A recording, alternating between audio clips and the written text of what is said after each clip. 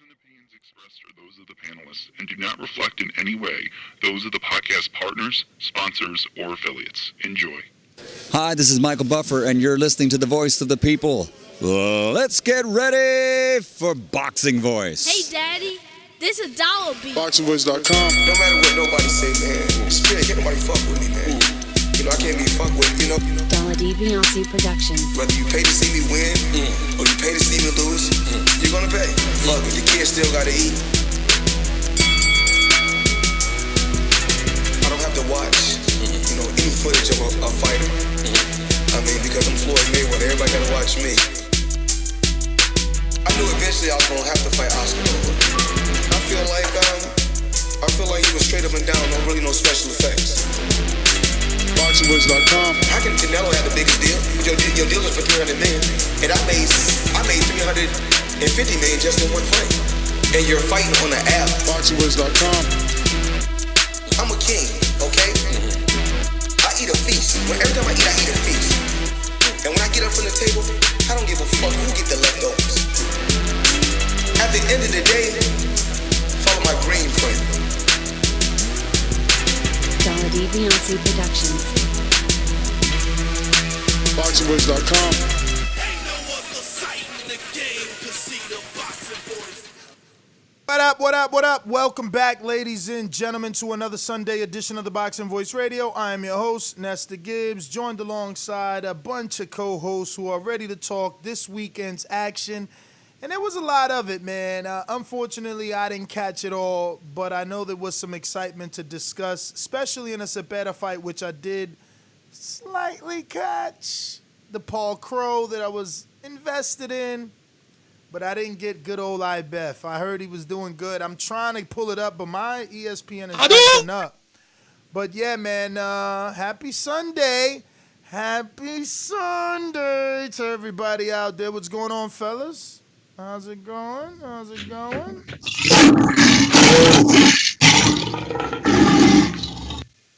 Okay. Lions only, champ. What was that? Happy. Lions in the camp. Lions in the camp.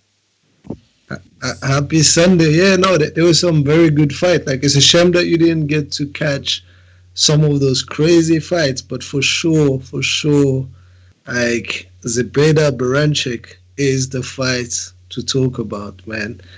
Action like you haven't seen before. Right? Man. It was eight knockdowns total. 8 knockdowns in 5 rounds, and the final knockdown is the one that mattered, man. Crazy. Flawless victory. I seen the knockout for sure, and like I said, I seen that fight. But the knockout was crazy. His leg gave out. He just like folded backwards like a chair onto his leg, completely slept. All I can say is, Mitty, I told you so. And not just to Mitty, but all you guys. Hold on a second. I told y'all Zepeda was going to do hold it. On. And I should have picked him on the league. I said I was even picking him on the league. I should have picked him, and I think I did. And I think you did. I think you did. Zepeda. But listen, does that, hold on, Mitty. Does that knockout remind you guys of Lubin getting knocked up by Charlo? Yes. I mean, the way No, it's the leg. I'm talking about the way he froze and his legs bent on the leg. The way, I mean, circuit broke. There've been a few knockouts like this when your leg gives out, right? Bro. But listen, that fight really could have gone anywhere. But, you know, from the second round, I thought to myself, you know, the way Baranchyk is crazy, right? Baranchyk has like I don't know if it was no respect, or if he didn't think that he could get dropped. Caution to the wind, brother. He does it all the time. Surely when you get dropped once, you know that it can happen again. And he was jumping in like mad, trying to finish the job. And he got slept. That timing on that shot, boom. That was over, man. Bruh, I told y'all he was a little bit wild and reckless. Oh, it was very wild. But that's because he thought he could finish it. If you watch it. But that kind of paid off for him, though, in the early rounds. That was the thing. It was like he had success until he didn't. You know what I'm saying? And he was always there to get hit. And that's something that, Mitty, you had said, too, even though I don't remember who you picked for sure. But I do remember you saying that. And, yeah, man, hats off to Zepeda. Like, I feel like he you can't just say that it was about Baranchyk being wild. You know, it was also Zepeda stayed in there. He could have panicked. He never did. He could have. And I think when he decided, like, in the second round, like, the first round was like a crazy round for him. He got dropped twice. None of those shots were really clean and crisp. Like, I think one of them is even like the forearm or just like the biceps hitting him on top of the head. Yeah, and he folded, right? one. And he folded, but he could have panicked because when someone has like freakish power like this and they drop you, you'll be thinking, what the hell is going on? But then he came out in the second round knowing that he had to stand there and exchange with him and try to catch him in between punches, and that's what he did, and he was doing it well. Every time Zepeda dropped Baranchyk, he dropped him in a beautiful way, in a way that will tell you that, you know, he could get the clean stoppage, whereas like Baranchyk, every time he dropped Zepeda, it was more like wild shot that were not really hitting the target clean, but it was a pure brute force, right? And that doesn't get you the clean stoppage. That gets you usually like accumulation of punches, and then you get the TKO. But I mean, you said it, Mario. There's nothing more to say. Credit to Zepeda, because when the fire is coming, you need to be able to remain under pressure and look for the sweet counter. And oh my God, he found like a very, very sweet counter. I think Baranchyk was throwing his left hook at the same time, and he just like got cracked with that, you know, right hand that he never saw coming, man. And that was it, man. That was it. Yeah, it was pretty bad. Real quick, we got a super chat from Ken Stone that says, watched it 3 times. Fight of the year. Run it back, 100%. please. No, hell no. I don't think Baranchyk wants to. Yeah. But Baranchyk doesn't want to run anything back like that. I think Baranchyk is going to need to take some serious time off. But definitely agree. Yeah, fight of the year for sure. The excitement. This is crazy. On this level, you don't see things like that, man. I wonder. Like, every single round, you had a knockdown. I wonder if Top Rank is going to push Zepeda in the Pedraza rematch, because Pedraza lost. Not Pedraza. What's the point for Zepeda? It makes no sense. Zepeda is not number 1 contender again, right? Well, that's why you push him towards Pedraza, right? Because why? Because Zepeda has no marketability. He's, you know. He has now. He has now after, you know, everyone clamoring for the fight of the year, that type of knockout. Listen, if I'm Zepeda, I would just say, listen, you guys need to give me soft touches until I get my second shot at Ramirez or at Taylor.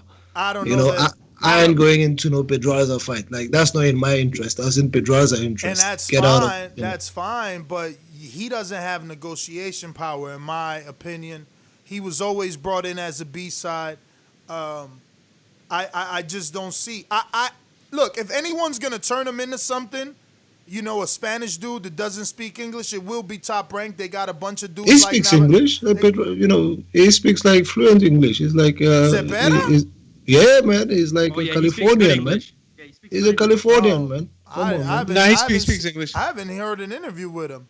Man, I heard his interview after the fight. That was like, he's an American dude, man. You heard him. You heard him want Ramirez, right? I don't know because they had a fight. I heard him yesterday as well, man. I don't know that there's marketability in him, but if you guys say so, I thought that the move would be obviously Pedraza. He's already a 2-time champion, so you put him back in a fight with Zepeda to not only revenge, but it's positioning. And if Zepeda beats him twice, then he's a little more solidified. Because right now, look, I was sure, but I was still hunching it.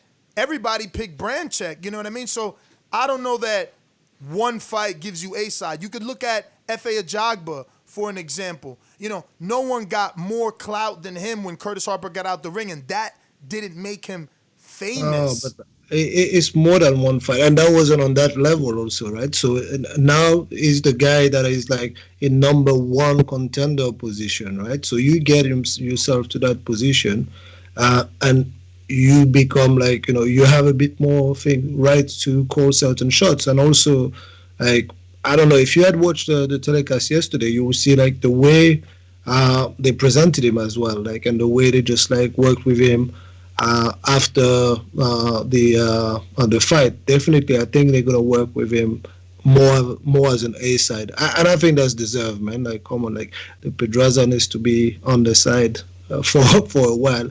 He needs to work towards his Ramirez or his Taylor, right? So I mean, look, I'm not trying to stay on it, but if you're Top Rank, you want Ramirez Taylor. You're not gonna have. No, they're gonna do that. Exactly. They're gonna do that. So they're gonna do that before Zepeda.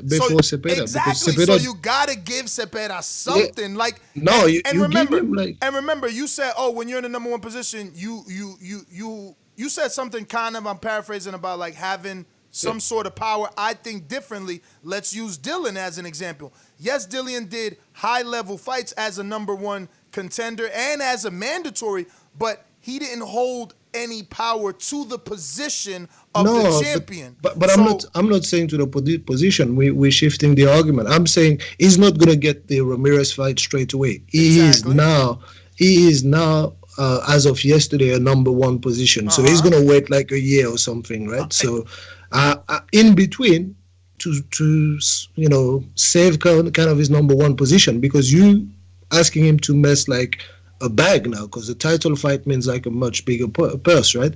So he has the right to ask softer touches, and that's what he can do. Like, even if they bring him like again Postol, I still think like it's a tough fight, right? So absolutely. he can ask like easier fight until he gets his shot, and then that's done, right? But you'll end up not getting a fight. So again, Top Rank, like you said. They say, all right, let's do Postal. You say, no, I don't want to do Postal. They say, all right, well, let's do the rematch. It makes sense to do the rematch with Pedraza. There's history there. No, I don't want to do that. I'm the number one. So you'll eventually sit out because the two champs are headed at each other. And like you said, you got to but they're going to find him someone else. You can find soft touches. You ask someone who fought like Ramirez, Pedraza, Baranchyk, free fights like this, he has the right to have like soft touches whilst he's waiting for his for his second crack at it, right? I don't think we need to rush him into anything like that, man. We'll see what happens. And I mean, if I was in his position anyway, or if I was in his team, like somehow, definitely I'll be fighting as hard as I can against Top Rank if that's what they wanted to do with me, right? So we'll see what happens, man, because I just don't think that anybody's in the position to be turning down television fights. You know what I mean? Like, what are you going to do? And especially if you're talking Postal or Pedraza, those names bring the check. Yeah, I mean, it depends, right? Like in his contract, he will have like what a championship fight will give him as a minimum, and the stipulation of how many fights they're supposed to give to him before he accepts and all those things. But even on his level, especially once you get into that like number one ranked position, you have like a little bit more leeway to discuss with your promoter, and you work the relationship with them. And I think he has done that. He has worked a relationship with them, and if anything, I think he's raised his stock. Like the Zepeda that no one really talked about before, now people talking about. He arguably won against Ramirez. He did his thing against like Pedraza, and now he slept Baranchyk. Come on, like so. I think he's done it. Somebody mentioned Regis Prograis on the chat. Wrong side of the street. He left the PBC. The wrong side, but it's also a freaking tough fight. If I'm Zepeda right now, I don't get that about Mitty. It's like I want pies. Yeah. Man. If I'm Zepeda right now, I want pies for my next two fights. Then I go into my title fight, man. Like hell no, he'll find himself fucking cut, man. He's not in a position to say I get 2 more pies before a title shot. He could probably have enough time in between where he'll get enough rest, Mitty, and he don't even have to take a pie. He could just get a nice little. Bro, Top Rank is notorious for cutting dudes. They'll cut him. You telling me you're gonna sit out for 2 fights? I don't. Not sit out. I'll fight like lower level opposition. Like just like, hey, you know what?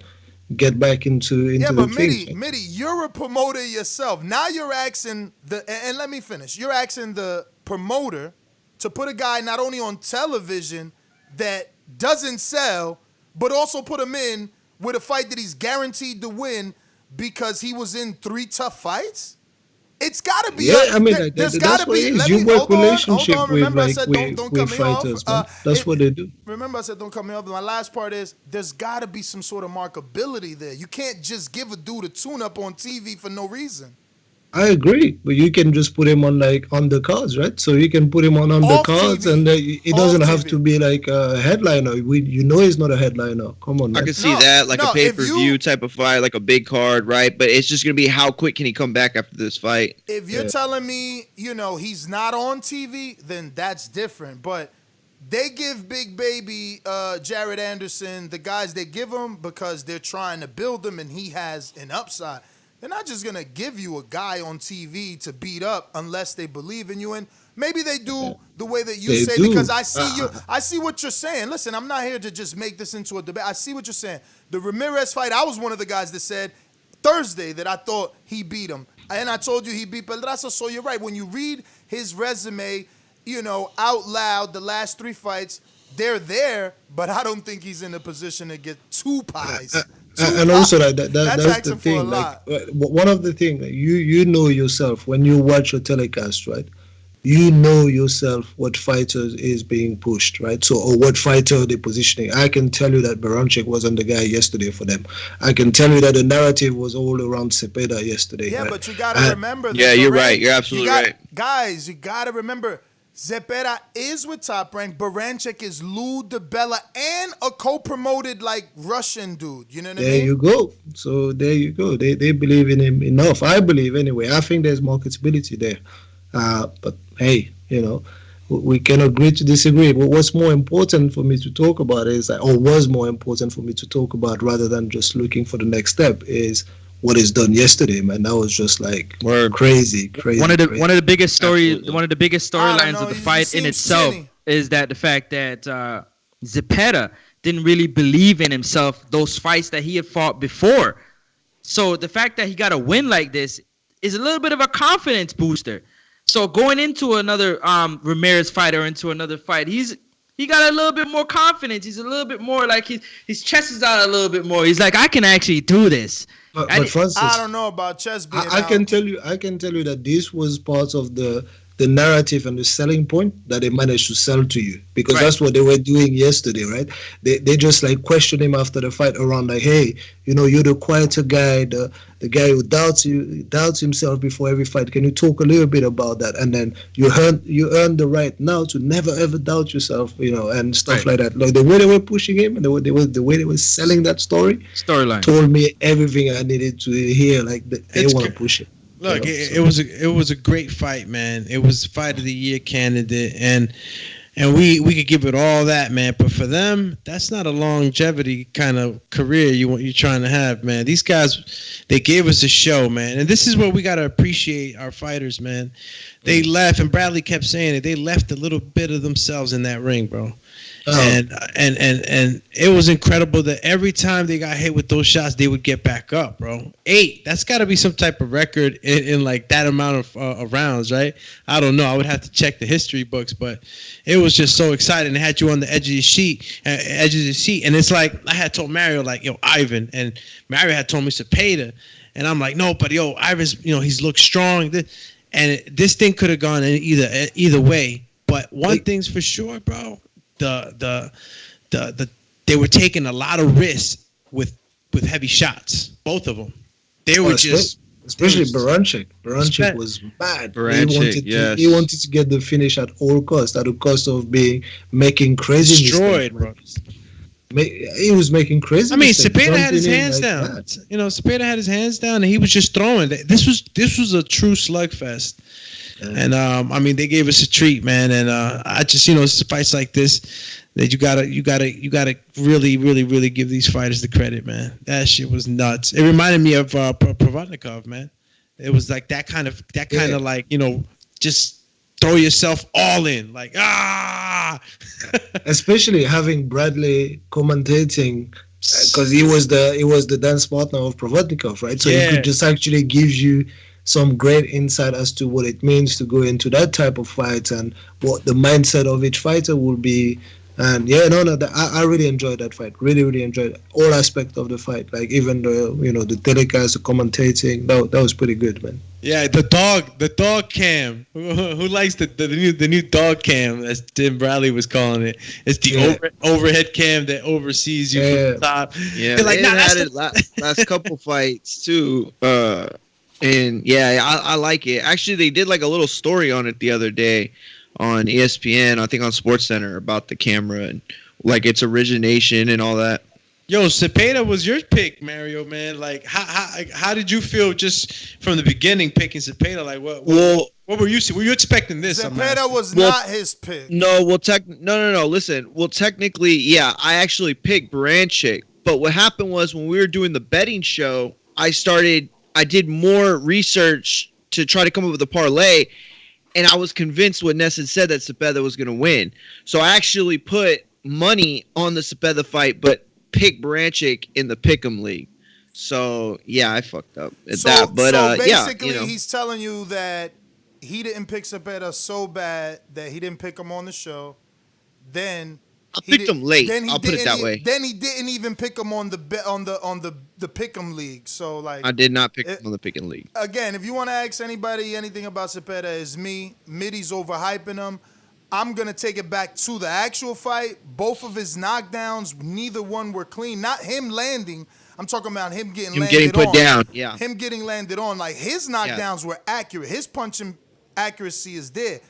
But I question his chin. The first one was a right hand to the neck. The next one was like a right hand over the top of the head, kind of forearm. The hand don't even hit. He hooked him literally. It was a forearm. You know what I mean? Can you tell me what you mean by?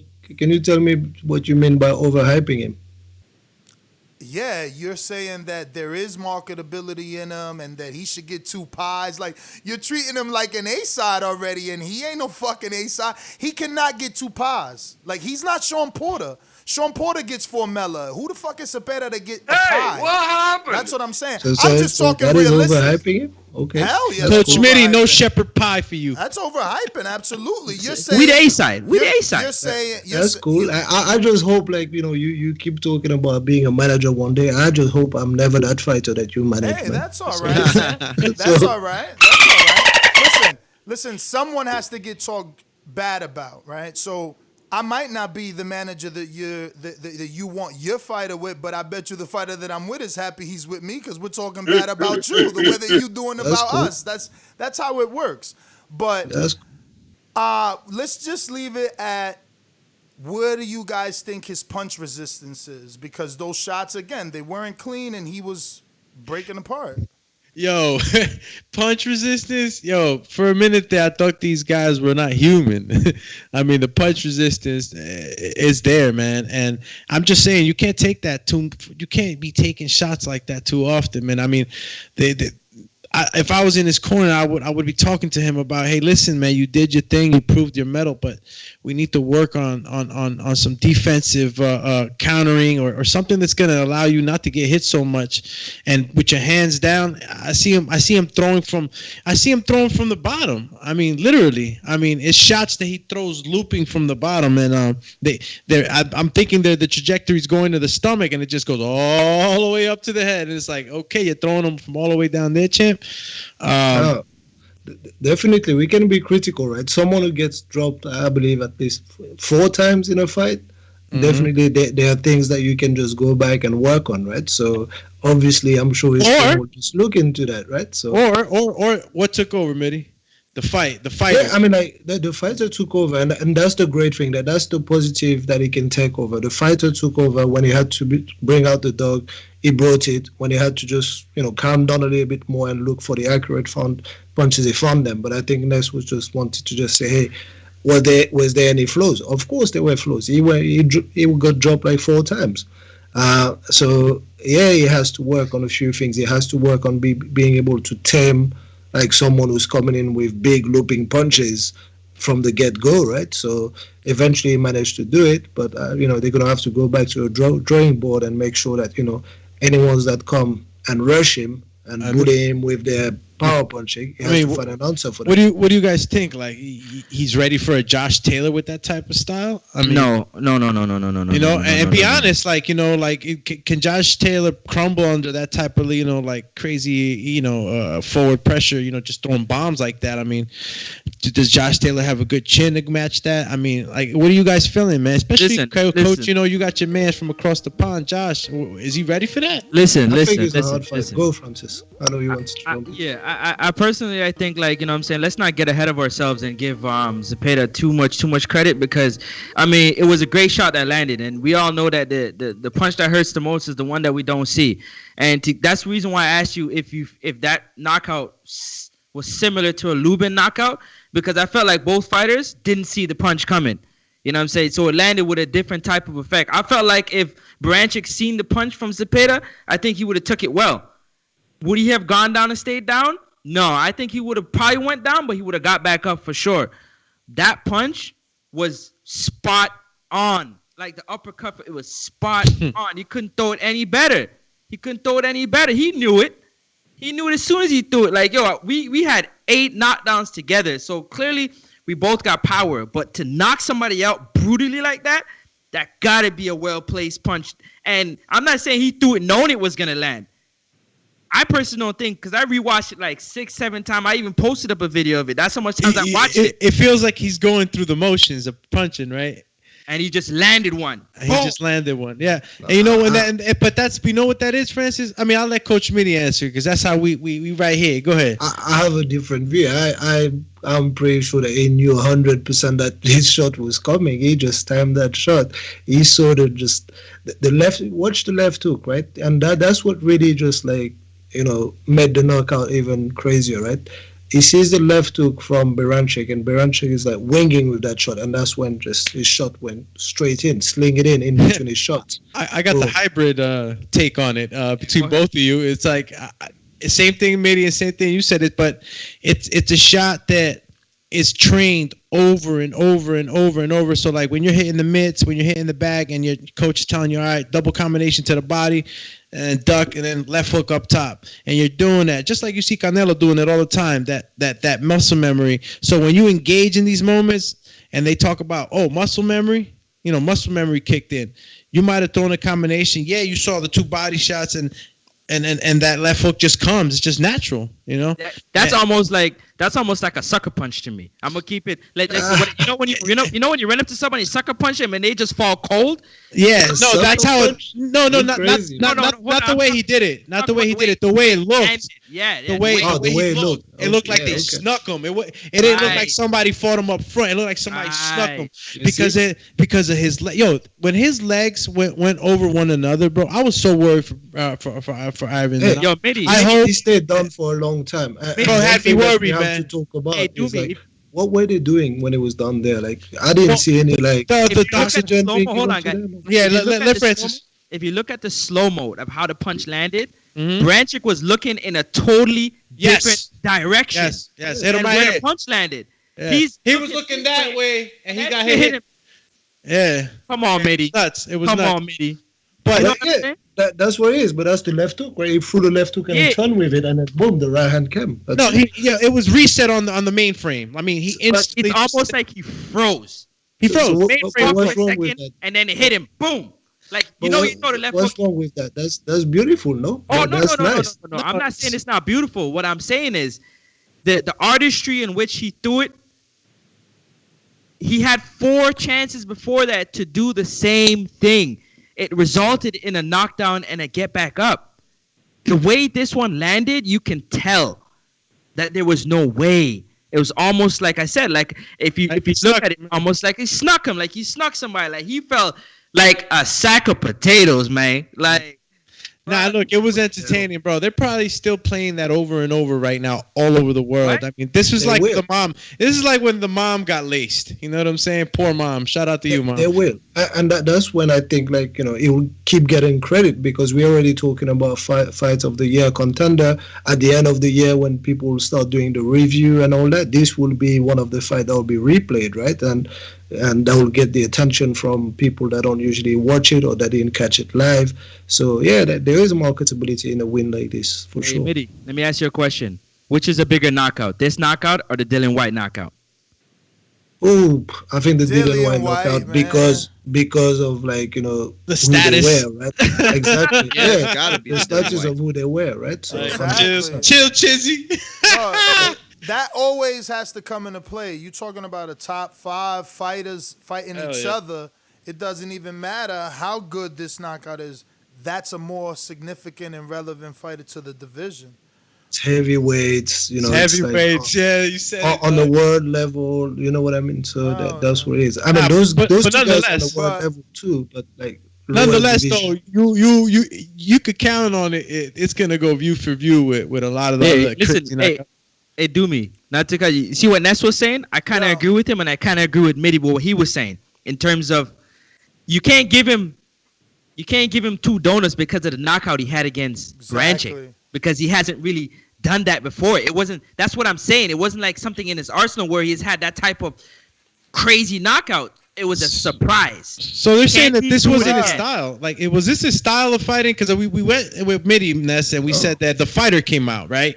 This was the fighter that took over. But like, have we seen Zepeda? Because I have personally not seen too many fights in Zepeda. I've watched him. Like, he can exchange, but not like that. You know, he's usually like a very good boxer, and that's the tag that he's getting. Like, very good boxer, and he can just like, you know, give you like different angles, different variation of punches, and he's nice. That's what people know him for. Yeah, you know what? He's nice. He can go toe-to-toe with Ramirez, for example. He can just go toe-to-toe with Pedraza, just get them in places that they don't want to be, and do those kind of things. But going into a crazy, no comment, slugfest with, you know, power punches and all that, that's not really what he's known for. But yeah, no, like.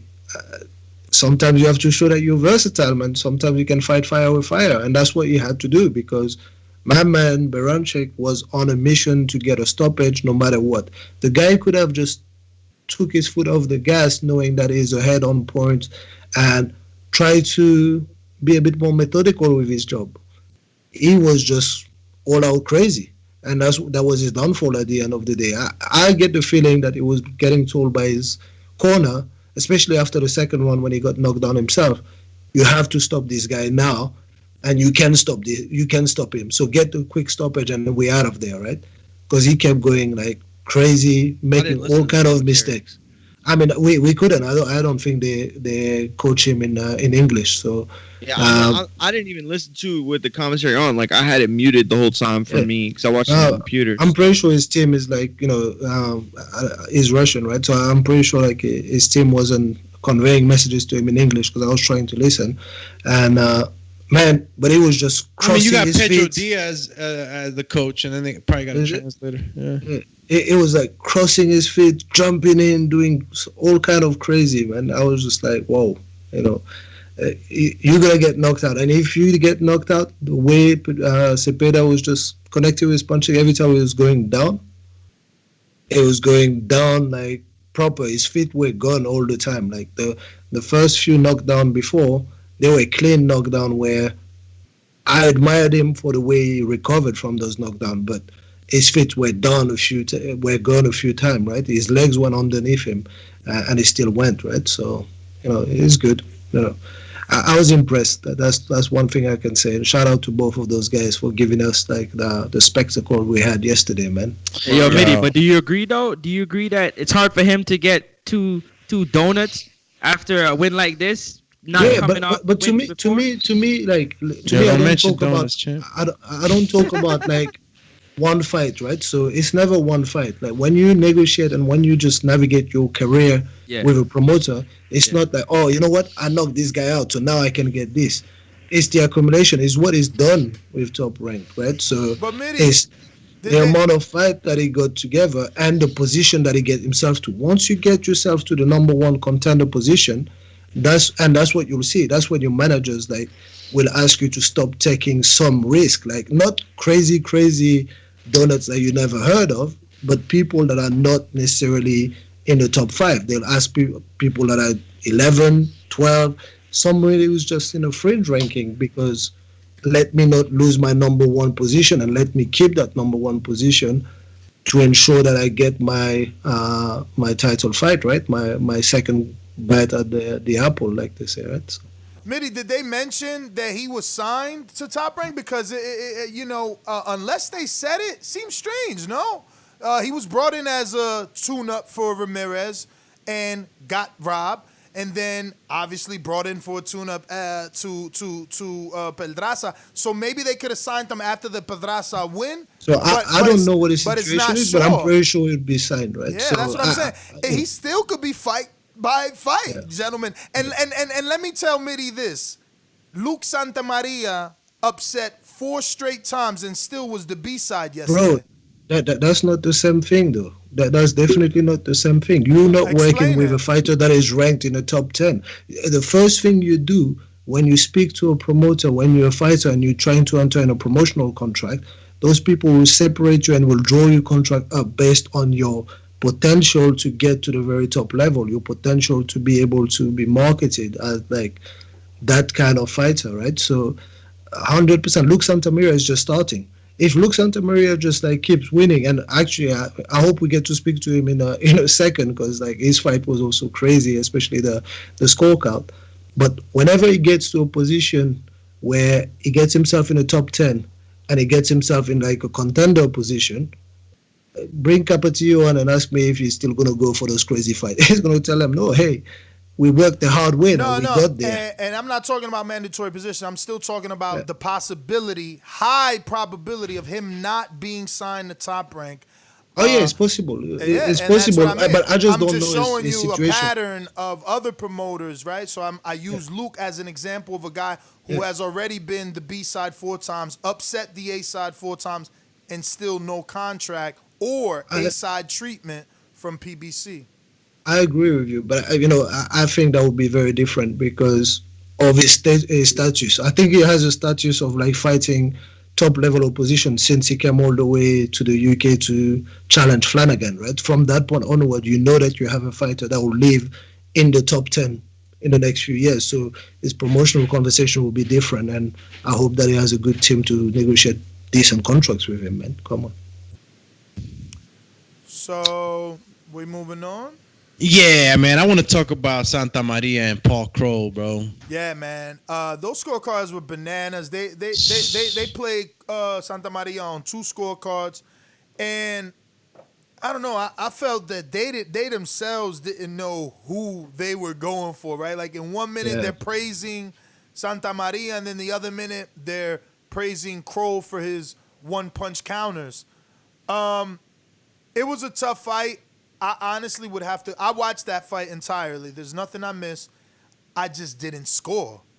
And because the scorecards were so bad, I feel like I need to have a scorecard. And I don't know that Kroll won in my card that I don't have. You know what I mean? I scored and I edged it to Santamaria. And I don't know again, like, so putting all bias aside, right? So I actually picked Kroll on the Pick'em League, and I felt bad for my pick because I was thinking to myself, what was I thinking about picking based on the strength of an interview that he gave on TBV? Because that's what I did. But if I really stop and think about it, the only guy that I've seen out of those two before was Santamaria. The only guy that I've seen on that level was Santamaria beating Michael Fox. And I was thinking like, that's crazy how, you can just like switch based on like irrational kind of decision, right? Interviews and all those things. And in the fight, I was justifying. I said, you know what? I believe 96-94 was my scorecard to Santamaria. I think he dropped the ball by not keeping the pressure that he always puts on. Like, so he did that well in the first half of the fight. He must have felt something towards the last 3 rounds or so when his pressure was not the same, and he allowed Kroll back in the fight, in my opinion. But yeah, man, like I thought he won. I thought he won that fight. Yeah, I got to see it. To be honest with you, I had it tied for the first. Man, to be honest, I don't even remember. I stopped scoring at one point, went back, watched the whole fight, and thought to myself, I better score this, because at one point I had Kroll up. I thought he couldn't lose. Another point, it was a little closer than that, but the scorecards were just wild. I mean, when I got him, I was like, fuck, I guess I should have scored that. Bro, 99-91, man. Yo, they were crazy. Bro, crazy. I thought I was listening to it, guys, with the volume on. I was like, hey! Wait, what? See, I didn't. That's why I had no influence over what they were saying. I didn't know what they were saying. Bro, those are sickening, man. I'm telling you, bro. They need to take a stick to the shin so they can feel these fighters' pain every time they steal these. Bro. You're stealing a little bit of the guy's life, man, and peace and motivation. That card. Look, I'm not even mad about the fact that they picked Paul, because it was close, okay? But when you give me those scorecards, you make Paul. Not only do you make it look bad on you, Judge, but you make Paul look bad. You make it got gifted to him. You know what I'm saying? Yeah. Knowing what the people really saw. Yeah. Like if those scorecards would have been closer, it would have been like, you know what, man, it was a close call. The judges had it right, and you know what? It was a close call, but it wasn't like that. And usually you get those robberies when the other guy has some kind of X factor. I didn't see the X factor from Kroll, right? I saw someone who can box well. He was a good boxer. He's a good boxer. Yeah, but then usually you just like do people dirty like that when you know that you have some stock that you can bank on and do something with later. I don't know if maybe it was an off day for Kroll, but then. That's what happened. That's what they did with Guido, for example. Like, when we get to Guido. Don't go there yet. I mean, you do people dirty when you have someone that you can market, you can do something. I don't know what they have with Kroll, Listen, Mitty, hold on. All right, go ahead, dude. Go ahead. Nah, Francis, go ahead, champion. I see you. Listen, I see it different. Now, I'm in full agreement with you guys. The scorecards were horrendous. Okay? But we're talking about boxing here, man. This is a boxing. This is called a boxing voice. And if you want to talk about sweet science, like Kroll had a rhythm to him, man. Like he was. Here we go, man. You can say what you want. To me, that's how I seen it. You know what I mean? He wasn't. Santamaria seemed like he was rushing a lot of his punches. You know what I'm saying? He was winging them. He was missing. We're talking about, if you look at it, I mean, Santamaria. Kroll's punches was crisp. They were clean. It was a close fight because one wanted to brawl and one wanted to box. It was a close fight. Style, right? That's different. That style of matchup. It seems like you favor the boxer, which is fair enough. I like that. Exactly. I like the technical side of it. But hold on, Minnie. Hold on. Just to piggyback off what you're saying.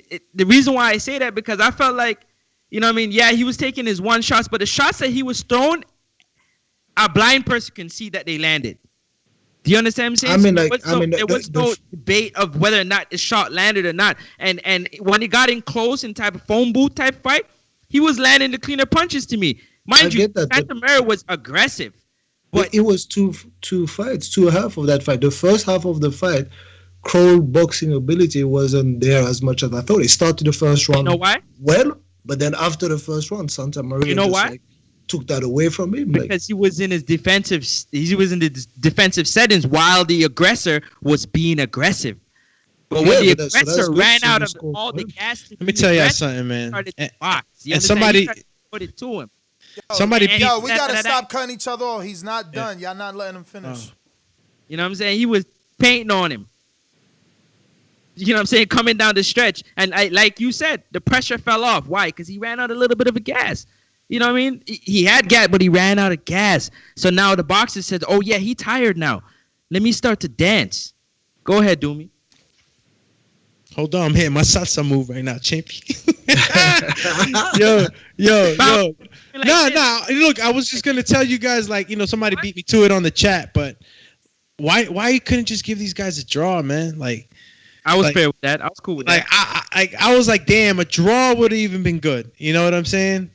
And that's only because I had Santamaria on this one. You know what I'm saying? I stood up all night looking at different stuff, and I was like, you know what? I thought that Kroll was gonna tire out a little bit. You know what I'm saying?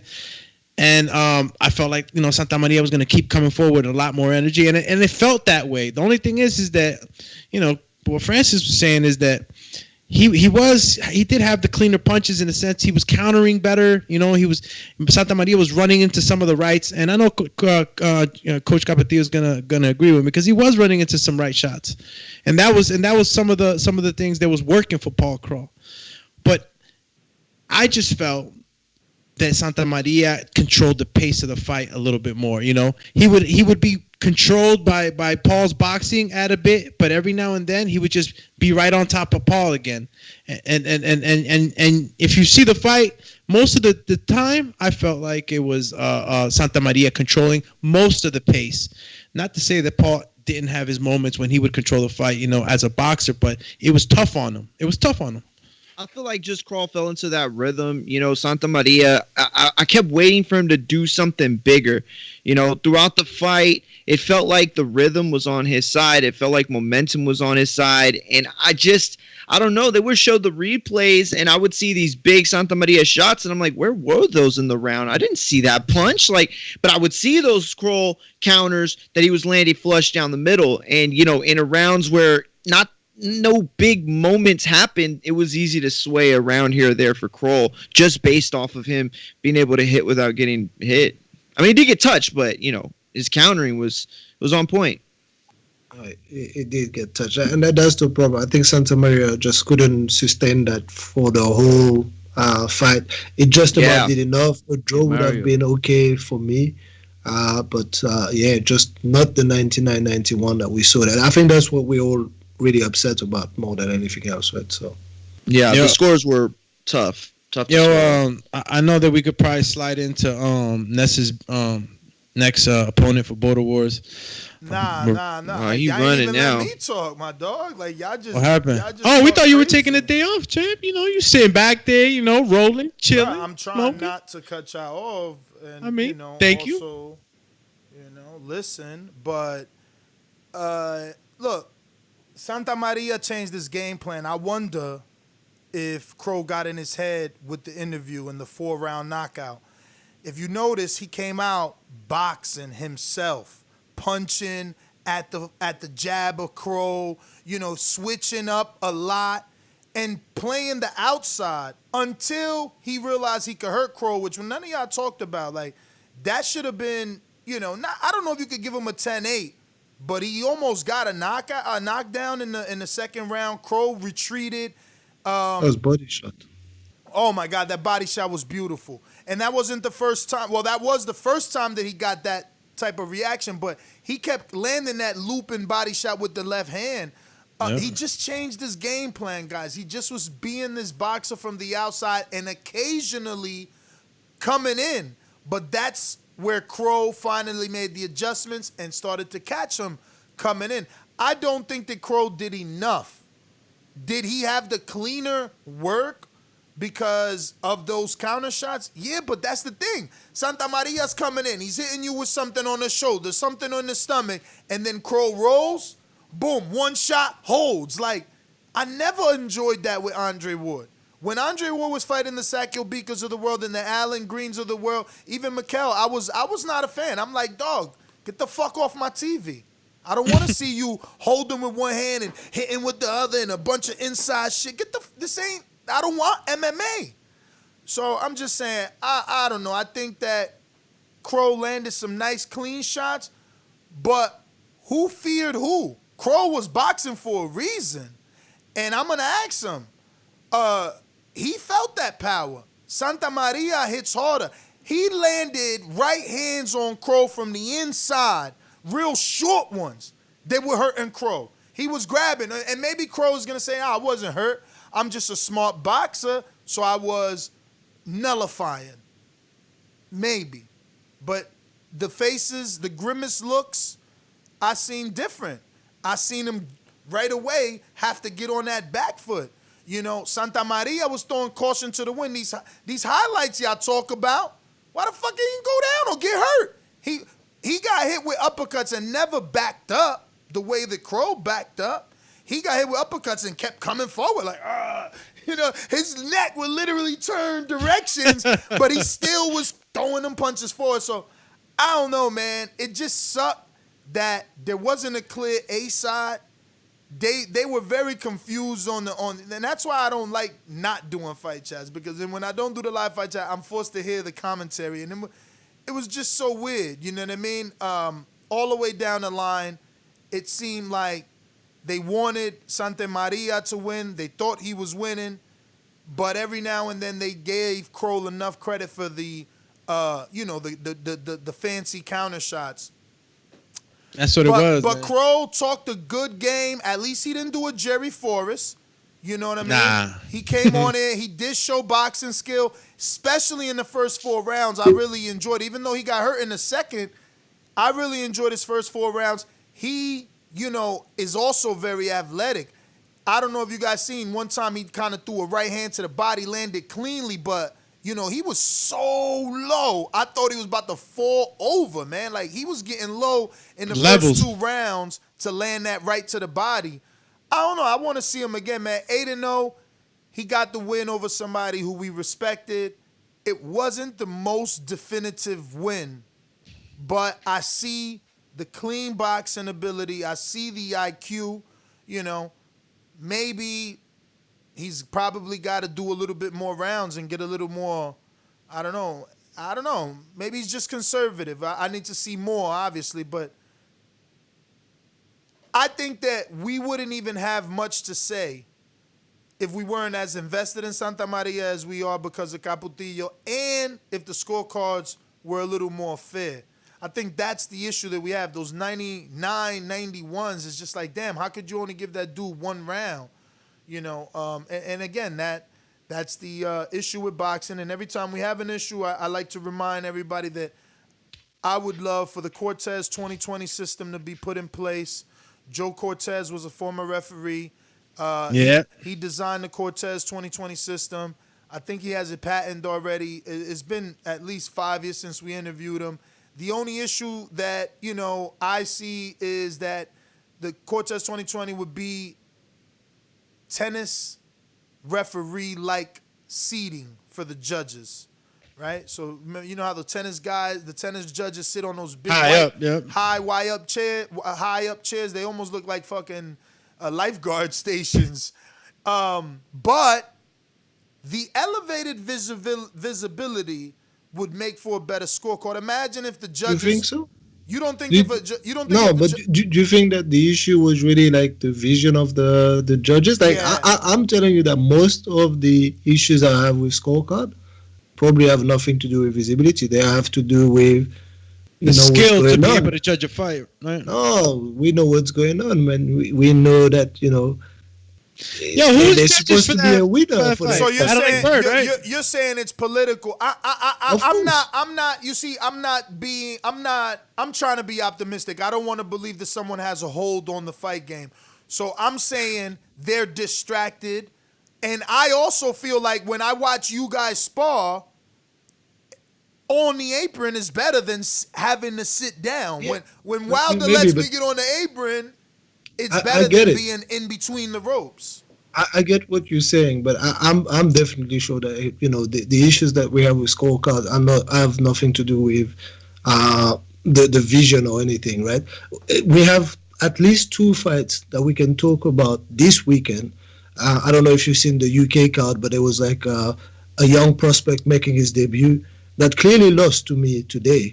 He got the win, clearly. But we know what was going on. Like, again, that has nothing to do with like how the judges were sitting or anything. We have like a clear air side and a clear political situation. Same thing with the IBA fight, If, the shoe was on the other hand, like my good friend will say, right? And IBA was the air side, he would have had like a clear win. Like, we would not have been talking about a possible, draw or whatever. And then we have that Kroll fight. I don't think any of those 3 fights have anything to do with like sitting higher or anything. Like, scorecard are scorecards because of the political situation. I mean, I think look. I mean, look. Let me get in there. Yeah. I got a good thought. Let me just finish. So I get him, but again, that's just the ugly side of boxing. And maybe we can't avoid that, but I think obstruction is an issue. I think that one judge is in a certain place, so he's obviously going to have his back. At one point, the fighter's back is going to be to that judge. So from an elevated position, you'll see, did something land that you probably think landed or didn't land because of the back and stuff. I like the elevated position. And the secondary recommendation is always going to be employ the retired fighters. Employ the retired fighter. Why is it like a dude that was a real estate agent all his life and then he decided to become a referee and now he's your ref or he's your judge? It makes no fucking sense. Why can't it be a Nate Campbell and Antonio Tarver? Yeah, maybe those aren't. That I can ride with that. That I ride with that idea. I love that idea because, like, judging, refereeing, and all those things, I believe, like, you know, or even commentating, right, for that matter, I believe that, you know, in the sport, you need to have more people that have, like, genuine knowledge of the sport to avoid some of those, you know, decisions. And also, I think that a retired fighter will feel two ways about giving like a bad decision because they've suffered from those decisions, right? So the political side of it, maybe they will be less inclined to play that political side of it.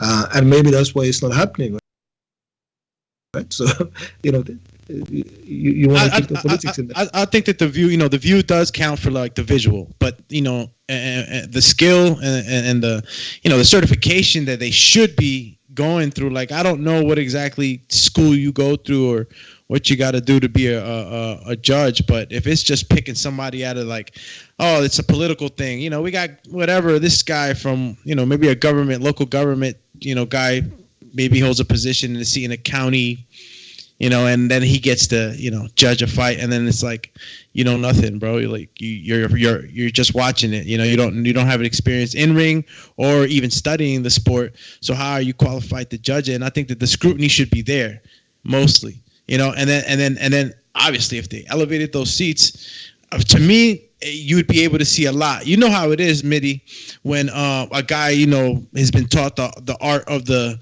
you know, of the bare knuckle. You know what I'm saying? You'll have his back against the referee, and then shots are going to the wrong place. The referee don't see. The referee sees the guy go down. You know what I'm saying? So it's like shots like that I think Ness was trying to, you know, point out that they can't be seen with the current visuals they give them now. No, I understand what he's saying, and I mean, you know, it's not necessarily even elevated. There's a lot of things we talked about, replay. We talked about technology these days does like a lot of great things, but my point is that, you know, the problem that I've seen with most of the scorecards that I have real issues with, they have nothing to do with vision. They have nothing to do whatsoever with vision. Well, yeah, that's going into the dark reality, and that's true, and that's the truth of it. But you know, rarely spoken of. I don't know if you guys want to move on to, you know, I'll let Ness present, you know, because he's going to face some. Just before you guys switch gears, I wanted to say something. I think we should vote, or Ness, what do you think about rewatching the Kroll versus Santamaria fight so we can all judge it and watch it together? I'm strongly believing that Kroll won the fight. So I'm petitioning that maybe we can do a show where we watch, because even in the comment section, a lot of people was, you know what I'm saying, disagreeing whether or not who won the fight, who didn't. We didn't watch it together, so I'm petitioning that maybe watch it for Tuesday's I think fight it's chat. Too soon, man. It's too soon. It's too fresh on our mind. We all have like feelings. I think you got to get removed, come back. Like I did with Laura Canelo. I didn't say right away. I just said, not to cut you, I didn't say right away. I mean, just one day we choose a day and we just rewatch that fight together, score it on our end, and you know what I mean, and then we can talk about it. Yeah, continue. Sorry. Nah, I'm in agreement with you. Chip. So let's talk about my man's future heavyweight bout. And the Border Wars probably anniversary. My man, you know what I'm saying? My man, I bet. Ness is chosen one. You know what I'm saying? Keep surprising the living shish kebab out of us. He looked better all around, though. Like, physically. Ness, what are you talking about? This is your guy. We have to respect him. We have to respect him a bit more, man. Guy hits like a Mack truck. He did his thing. Jesus, man. Did you see poor Guido's face, bro? That jab, he cut him with a jab. Like that jab, you could see instantly. He threw that jab, and then as soon as the hand slid off the eye, I saw like a big gap. I said, "Oh, that was crazy." Like either that or Guido's like paper mache, like your boy El Niño de Oro. It's gonna be funny to get him on the show. He probably heard the show because he fought completely different. He barely did his little lean back, barely. Like I seen it, but he barely did the. Ness, he didn't do the lean back. He did the lean forward. Yes. He was like that. He was like this. He like putting his chin out there, like Jerry Guido to punch him. eBay did his thing, man. Baiting him, yo. He had faster hands, like, everything was wild, right? So except from that jab, everything was coming around the corner. But every time Guido came close, and it was time to fight the fight, eBay was just throwing like hooks that were getting there before anything that Guido could throw, and I mean, he did enough, I think, to get the result. Broski, when you got Tim Bradley saying like, "Yo, somebody need to work with I bet," you know what I'm saying? Somebody does, right? Because I think you're talking about someone who has a regular job. And you could tell towards like the last 2 rounds or something, you could tell that conditioning was a problem. So if this guy was able to be conditioned, and also like his body shape and all that, you could see, right? So if you could get him a little bit more conditioned, it does hit hard. It looks like he hits like with respectable power. And man, that's all he kept saying, Bradley. He got power. That was a jab. That was a jab. Who is he talking to? Yeah, but this would have to be a long-term plan. He's 26 years old, so with my business brain, I can see that happening. But you gotta break it down. Listen, my man was still crossing over all day from the opening bell. Like, he's still committing sins. Like, he doesn't have the fundamentals. I think it's like I said Thursday. And I don't know why y'all not making it that, but this is an indictment on Guido, not Ibe. Yeah, this is both. Like, we'd rather give him the shine first, right? Yeah, we'll give him. I'd rather give like eBay a little bit of shine first, or his fair dues for what he did, because it's someone that we just like kind of wrote off from the start. But definitely it's a problem for Guido. Definitely. Ibe, and he beat Guido. Nobody who picked I better win on their parlay. Call in right now. Who did it? But that's the thing. Yo, speaking of parlay. Talk that talk, Doobie. Speaking of parlay, mine's won again. 3rd week in a row. Right. And this week, I actually put money because I ain't dealing with $5, so I won. My money's in the account. 3rd week in a row. Just saying. Just saying. What was on your parlay? I gotta pull it up, man. I don't know how DraftKings, because I don't know how to bring up my old parlay. I could just see that the money is more than what I started with. Thank you, Chantel Carmen. Thank you. You ruined my weekend, bro. Me too. Chantel who? Carmen. Oh, Cameron. What happened? She lost. No, she won. No, she won. She went the distance, right? She went. Yeah, she went to decision. I knew it was gonna. Did you see her record? You're looking at it like, come on.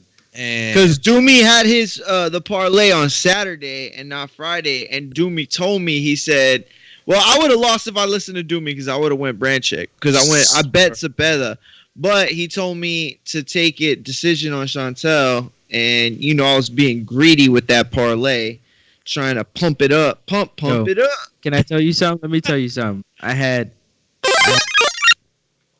Carmen. Is it Cameron? I thought it was Cameron. Cameron. I had her by knockout. Right? Hold on. Listen. I had her by knockout. A female. He be wilding. I'm gonna tell you the reason why. I had her by knockout, and I had Babbage between the 3rd and 4th round by knockout, which he got, and I had Boati stopping this dude in the 7th round on my ticket. The reason why I picked that's right, you did Cameron to do the knockout is the girl on BoxRec, she only had 1 fight, and I was watching a little bit of her fight. I'm like, just with her pressure alone, she's supposed to get the stoppage with the ref jumping in. Like, I'm not talking about she's gonna like hit her with punches, she's gonna fall over, but just the pressure alone and her skills. I guess you were wrong. She has more than 1 fight. She came off of she had a 5-win streak, or she was undefeated with 7 fights or something like that. But the way they're building up the pedigree of Chantel Cameron, you know what I mean? Yeah, no, I'm just saying, like, where did you see that she only has one fight? She has more than one fight. The opponent.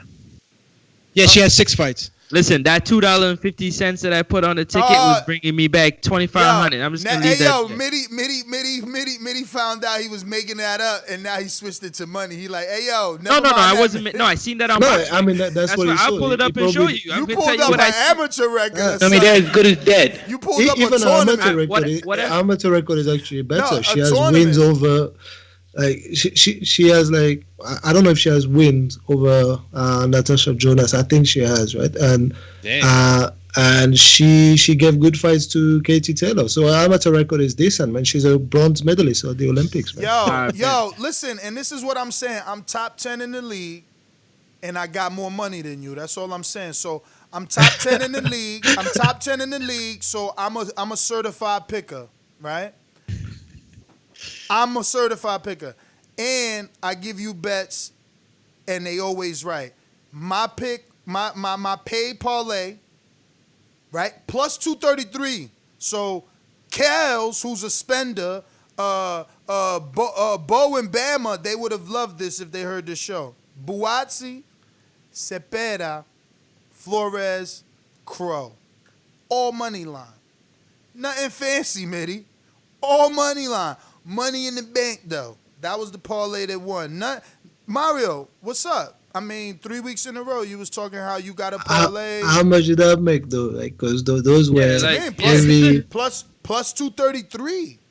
That 14 parlay. Meaning what? Oh, meaning if you would have spent $1,000, you would have made $2,333 plus your $1,000 back. That's what that means.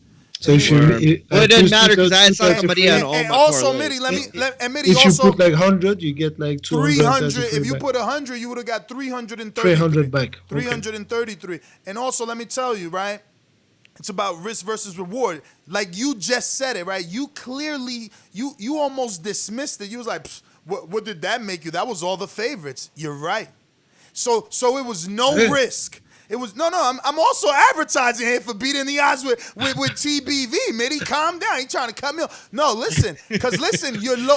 I'm giving you no risk. You was already picking these guys. I just I think all of us picked Santamaria, though, bro. It makes sense. I picked Santamaria. You picked Santamaria, coach? No, I picked Kroll. That's what I said. The smart I had him in all my parlays too. Oh, so y'all say y'all was picking Santamaria, and then when y'all bet, y'all didn't pick Santamaria. That's what I did with Zepeda. You know what it is now, eh? Nah, dog. It's just I did put Zepeda in here. It's just I told y'all what it is. Y'all just don't listen. I bet you. Look. It's different. I don't know if it's different. But do you have it there? Didn't I pick Kroll for the thing? Because I promise you, I did the Mario's tip. You did I can tell you. Mario, your tip that works, man. I've just finished the all wins. The tallies for the league. I think Ness. I'm pretty sure you got like 7 out of 7 picks. So what? For this, and I wasn't even trying. I know. Mitty, I swear, because I'm using Mario's tip now. That was and I'm going to repeat it. Mario, you repeat it, because it really helped me. It really helped me. I don't know what tip you're talking about. All right, so as soon as they came out, pick regardless. Yeah, pick your first pick, then go do your research. Because by the time you're done with your research, you might want to flip-flop, but it's too late. Post close. I should have never said that. Now I'm going to remember that, Ness, because I'm probably like 24 on the league for that reason. I'm pretty sure you're 33. 140 something. I'm pretty sure he's 33 to like the 7th power last time I checked. Yo, 33. Remember that. You're like 33 G or F. That's the magic number, champ. Well, I went with my first pick. You know what the beauty is? Thank you. You get right. You get the reset every month, so No. So the tip isn't just go with the first pick. The tip is go with the first pick, so you have something down while you do your research. Because some of us get caught up in doing so much research that we forget to go and actually make a pick. Then we don't make that pick. But it's about to go down, man. It's about to go down. But I mean, like, so we were in the middle of talking about I bet. Guido, and what does it mean, like, for and how 100% it means that Guido needs to go back to the drawing board and is probably not going to reach the heights that maybe his team thought he would. And he's right? He should not rush to get in and fight Tyson Fury. He told you, Ness, he ain't ready for that. Yeah, but even Guido looks. He looks bad. Like this fight brought the wild out of Guido. He looked amateurish. Like he didn't look like he knew what he was doing either. And he looked fearful of Ibe in the second round. That's the power and that's the cuts. Like so, both having to deal with second round. He didn't even have the cut in the second round. Didn't that come like pretty quick? Like, I think that maybe second or third round, but that cut like came like pretty quick. Like, and then a couple of bombs that landed. But Ibe was killing them with jabs. The jab was like nice and strong, and definitely he felt that power. So he has to go back to the drawing board. And if it was any of the prospect, like the real Big Baby Miller and all that, we're expecting bigger things from those guys when they fight. Those guys, right? Do you think they do it though? Because look, Ibe showed. Do they still give a Big Baby this guy right now? You think? I think they do rematch like with eBay. I've seen that. I've seen like Guido and eBay rematch. At least like to put like if they really believe in him and they believe he had like an off night or whatever. I think they're gonna try to just get that, take that doubt out, right? Take that doubt out. And if he can't beat eBay, then that it's the end of the road. What are we doing, right? Ness has been trying to make this Big Baby Jared fight with Ibe and shit. Like, last time he was on, he mentioned it to Big Baby, and he said he wanted him. They may do that. They may do that, Big Baby and eBay later. Like, they're gonna try to stop the Ibe train. I don't know. Poor Guido's face to do a measuring stick, right? So Guido's face was like black and blue, bruh. It was crazy. He hits very hard. There's something wrong with him, like, and that's what I'm saying. Who's his trainer? I don't know.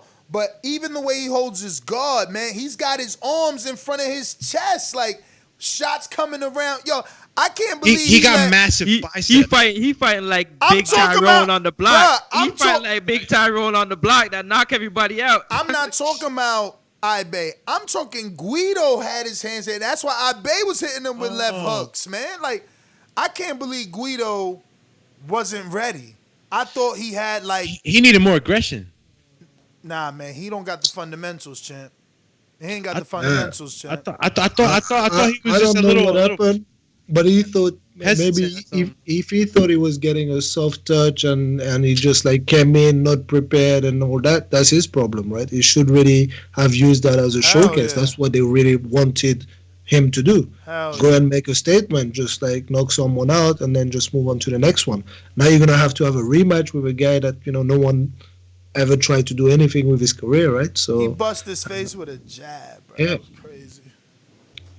So yeah, man. Like, it's gonna tell a lot, like, to his team and to Guido himself. What is the trajectory for him? If he can't get past this guy second time around, I think it's done for him. Damn. Wow. Damn, Mitty, chill. It's too early. Yeah, man. Like, we're talking about going to the top, right? So if you have like an Olympian that you want to take to the top, but you can't get him past like the early stages, the early examinations, then they know what they have in hand. Like when we're talking about like big money and stuff like that. It may sound harsh, but at this stage, you're not expecting like, when we were just going through the first like 5, 6, 7, 10 fights in Joshua's career, if he was getting into fights like that, they would have said, "Oh, we need to slow it right down." You know Hell what I mean? Yeah. So no, and I get you, but that's what I'm saying. This is their opportunity to slow it. I don't think that they have to. I mean, I get what you're saying. I guess it's just like sink or swim if you can't. But I don't know. I don't know that I would go right back to the Ibe fight. Ibe is awkward, man. He's awkward. He might still give you trouble. He's just awkward. He's a big guy. He's awkward. It is, but like at this level, you have to pass that level. You know what I mean? That's what it is. Like it's not like it's like a contender. Let's say, oh, let's regroup. Let's learn a bit more. You're supposed to be miles above these guys. How about it's just like Clay Collar, bro? We just keep looking at Ibe as like maybe there's a lot of potential there, man, and it was carrying him through. It's just his natural size. and No ability. way. No way, I don't bro. think you can look at Guido and look at what he's done, and then look at Ivan and look what he's done, and have expected anything that went on. Like you have to pass these tests. I'm sorry. Like this is the same aspects of David Price that we started to see poke holes in. I mean that's just exact. I got flashbacks. And that's way before David Price. David Price was getting past those dudes. Yes, David Price just got found out at the top journeyman level. Exactly. You know? Yes. Listen. I agree with Ness. Ness said it was awkward. Ness said eBay was awkward, and that's exactly the type of fight. It was hard for Guido, man. He was switching. He was punching in all different directions when he's moving. Like Guido was boxing fine. He's on balance. It just seems that eBay was just a half a second faster than him. He don't got no like Guido with his jab was so light, and he was just following. He doesn't know how to cut the ring off. His guard was in his chest. I don't know, man. I don't know. Said his guard was in his chest. You know what it was, Ness? He started doing the gator arms. I don't know if it's throughout the whole fight, but I noticed it a lot every time he started coming in after he was all busted up. Like he was just like right here with it. Like he was before the blood. You gotta give eBay credit, man. That jab is a thing of art, man. The way he shoots it cocks his head back. Yeah. There's no way he stretches himself. Listen to me. He's still doing, and that's what I'm saying. Mitty said, no, he is working with somebody. No one's working with him. When you get to the gym for the first time, you throw a jab, it's natural for you to stretch out. And what I mean is the left hand goes out, but your right somehow drops down or you get stretched out. Yeah. That's what I call it. You get stretched Bro, out. eBay is still doing that shit in the ring as a professional on television. He's still going like this. But he's not going like that, Ness. Brother, he thinks he's stretching more. He thinks he's getting I more agree reach. with you that he's stretching, but his head is going back. He's doing this. Yeah, a sucker for a right hand. He's not doing this. He's doing this. Like, bruh, what the hell? Listen, is that Guido? He's like Superman. Listen, I don't wanna use harsh words, but Guido looks soft.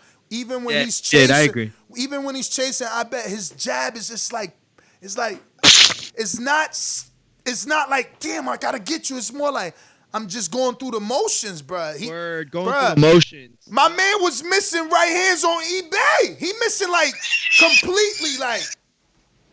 I'm like, what the fuck am I watching? I never thought. And listen, we eBay's half a second ahead of him. eBay's been half a second ahead of him the whole fight. We watch it again, you see. Bruh, you know half a second. And get back to the whole working with eBay. My man is still like this. He's like biting his top lip. Bro, leave him alone. The minute someone really, what I think that is, I think the mouthpiece, just the way he's trying to breathe more. He probably ain't never boiled a shit because he ain't no fighter. And the minute someone punch him in the face for real, his shit gonna bust. His fucking lip gonna hang off. This is exactly what I was talking about, right? For when we're judging Guido, we really have to make sure that he passes the test of someone like eBay, because if we're so critical of eBay and we're saying he ain't on that level, then where the hell is Guido gonna go if he can't beat that guy? Guido needs to reset, like you said, bro. Guido looks beat up in this fight. His left hook. I mean, I don't know if it was the energy zap, maybe the blood, the lights. Broski, you know what happened? He felt the power. No, but also there was an expectation. So now you're in your mind like, oh my God, I was supposed to beat this dude. You know what I mean? Oh my God, now I'm bleeding. So the desperation kicks in and your accuracy gets even worse. Because that's what it is. He's not even accurate. Like, I don't see the He tried to rally, amateur though. He tried to rally a couple is. of times. No, he's fighting, but... Oh, he did. Man, what happened? What happened? He got hit with a freaking Ibear bomb. All right? He got hit with an Ibear bomb, and instantly his face turned to a little kid. He's scared. You guys realize that he started going to eat, like eBay was waiting for him to come. Yeah, on the ropes. They're waiting for him, like, every time, two-piece in and two-piece out. Bruh, eBay laid on the ropes for him. Like, this is what I'm saying. He don't know the fundamentals, because why not start...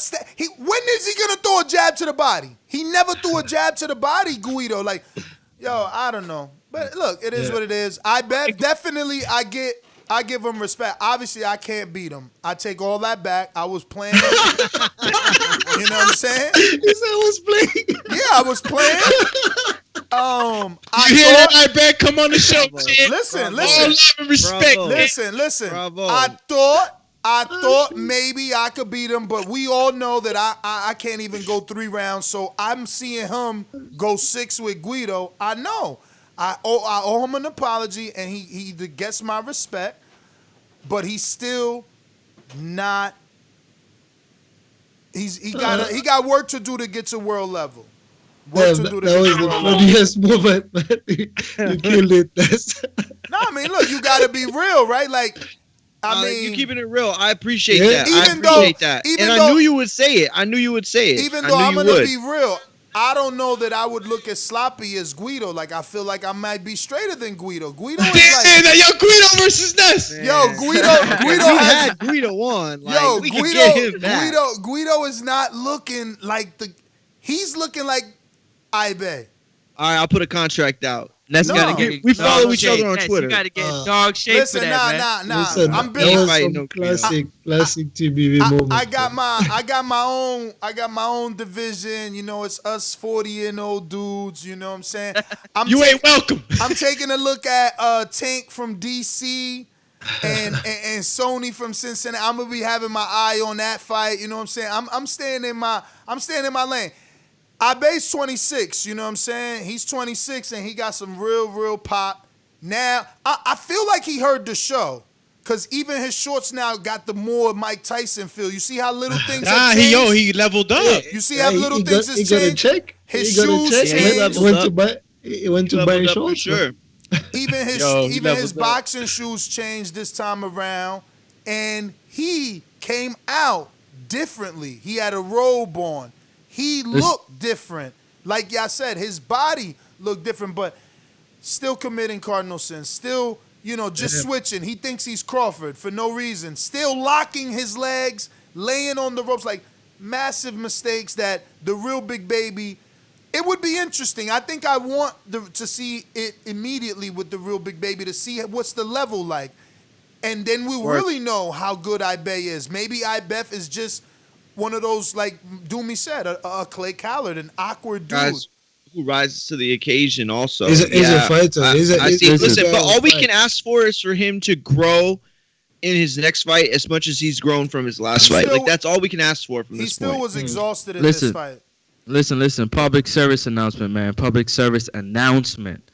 You already know it. It's Francis, you know what I'm saying, TBV. Listen, shout out to eBay for putting in a great effort. You know what I'm saying? He needs a little bit more sharpening of his tools, but he got the power definitely to compete at that level, as he showed in the fight. Also, want to shout out to all the Border Wars participant, those who are getting prepared. Shout out to you. Keep doing your thing. Don't give up. Put in them hard hours and them hard miles, you know what I'm saying, for the victory when you get to the Border Wars. Also, there's 220 plus watching right now. We need y'all to go ahead and smash that thumbs up button. And while you're smashing the thumbs up button, be sure to hit the subscribe button. You know what I'm saying? So you can be a part of TBV family. Yeah, go ahead.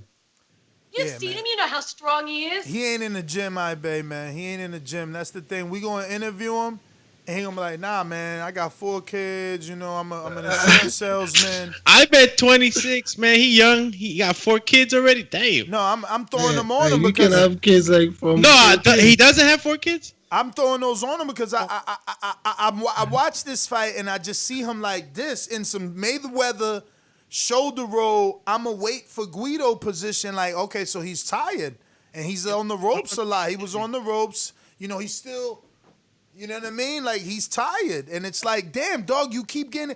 I just don't understand. He was a lineman, though. I think that those muscles... He was a lineman.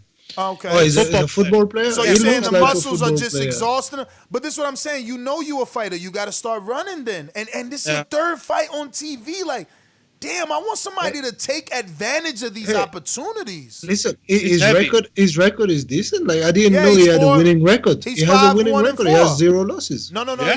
I thought he had 1. I don't think he has any losses. I was looking the other day. Like, he has 0 losses. He has 2 draws, I think. Oh, so it's a draw. It was a draw because I thought Top Rank put 5-4-1 or 5-1-4, something like that.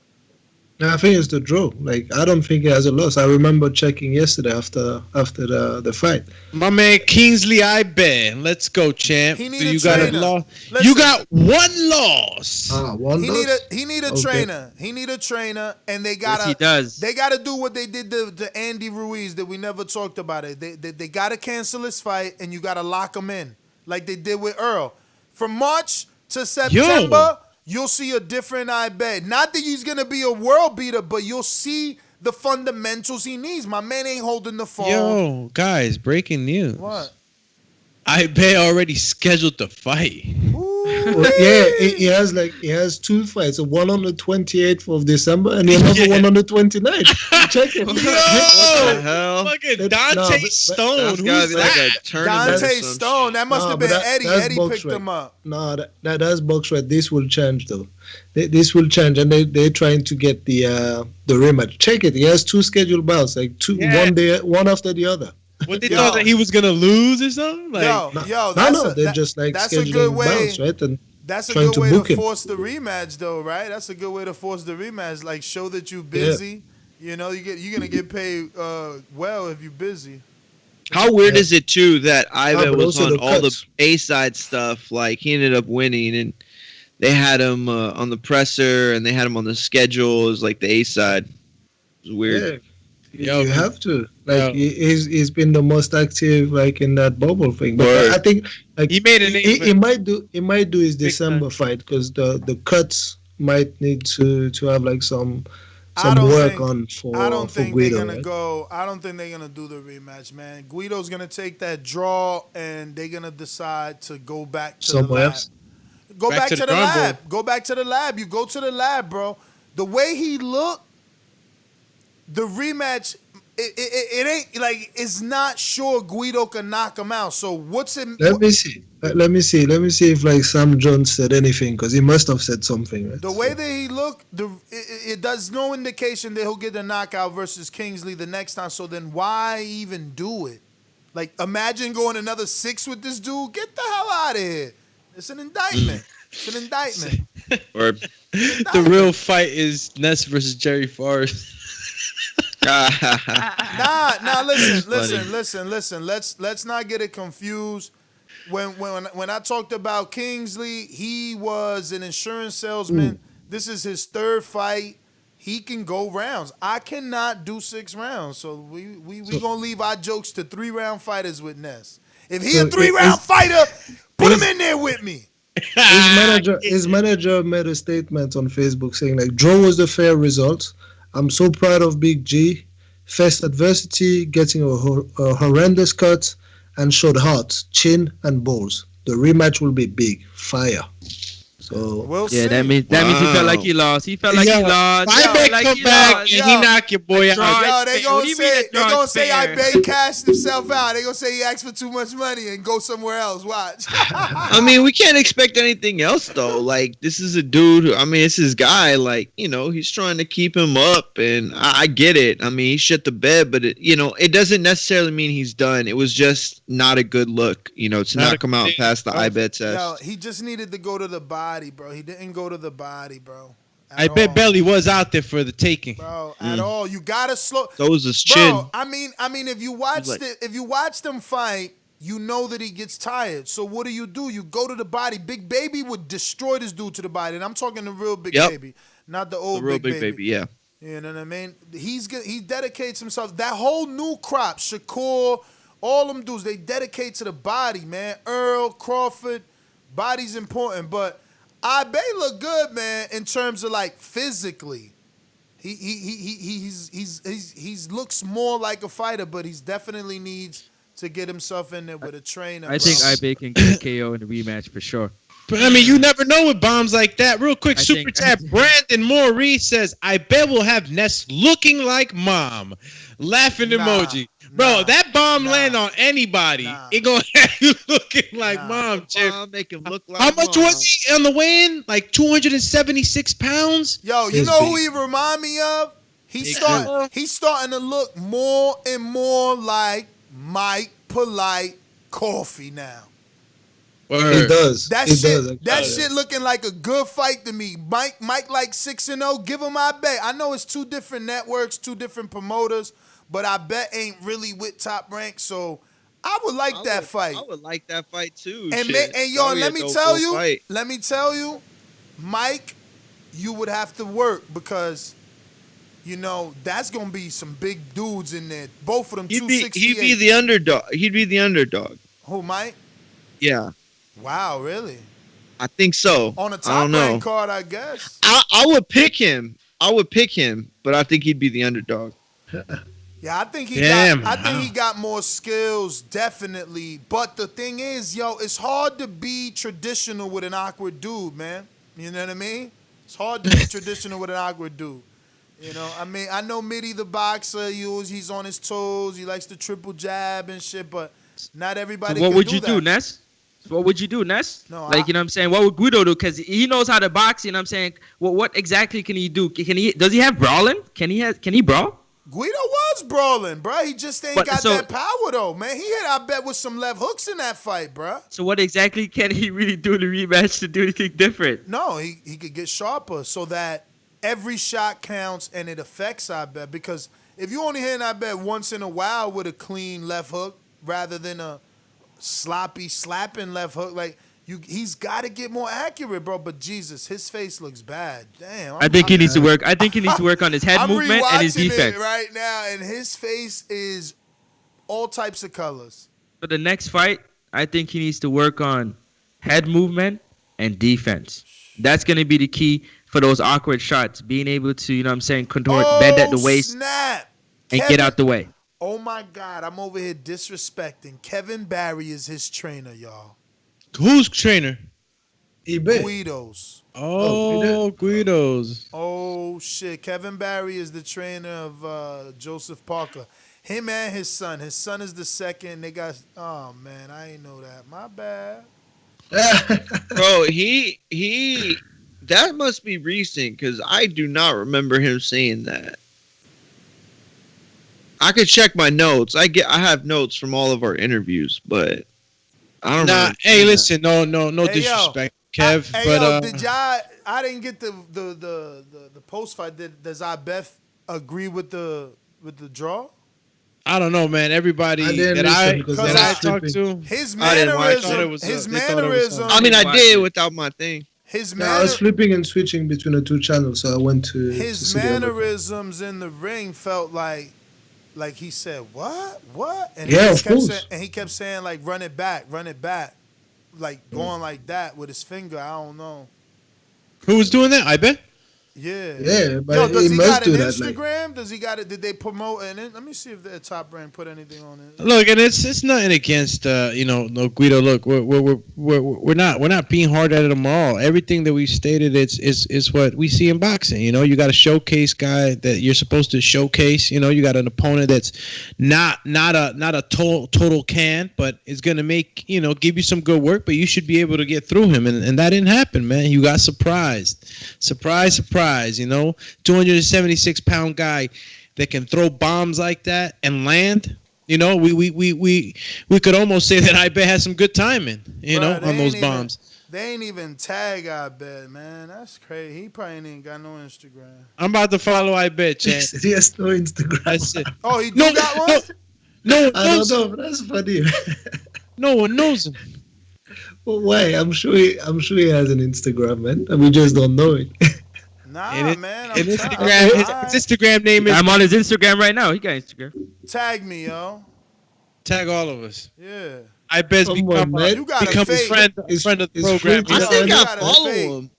You got a fake I Instagram. follow him too, bro. From the last one, we were all happy about I bet and his bubble. Done deal. Mitty, what's your Instagram? You got Yo, why wouldn't you put Kingsley Ibeth just IN, right? It comes up insurance. Hey, Mitty, what's your Instagram? Oh, Coach man. Yo, but Ibeth was a football player, y'all. I That's said what I'm that. saying. He must have like an Instagram, like, come He on. got like But yeah, 4. He got like 4. It say Daddy King Soul. Let me see if this is him. He got 287 followers. This is another I bet from an, who the hell? I bet you better get this. So this one is it Best to Lala? No. Oh yeah, this him, but this is Twitter. Damn, bro was playing for the Cardinals? Damn, bro only got 33 followers. Chill, Chizzy.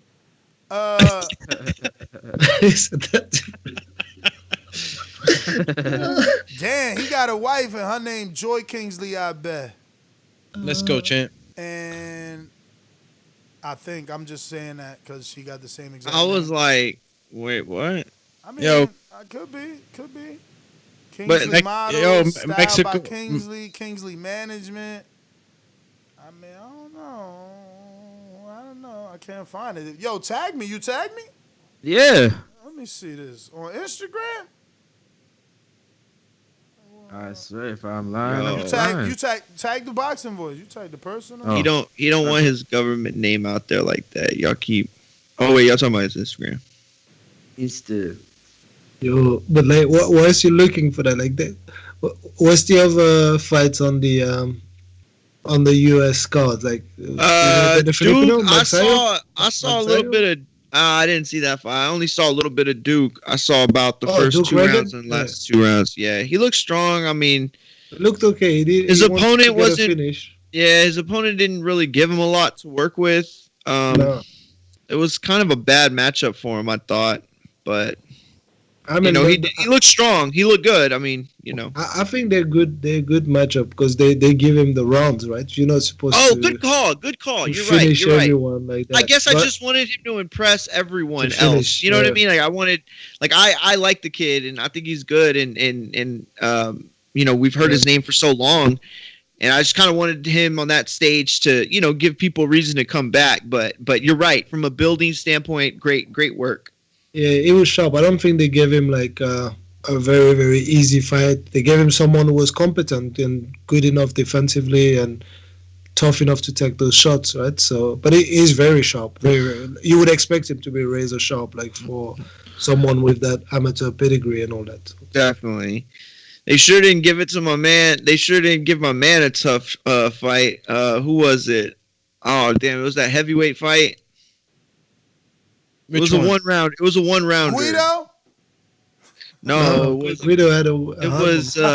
Was it Barnes? Was it Barnes and Sipe or something? It was like that 1 round KO. Yeah, the ex MMA guy or something. Was he ex MMA? I figured I didn't get to hear it, but yeah, he had tattoos, right? And he was kind of a big, heavy fellow, and he got laid out right away.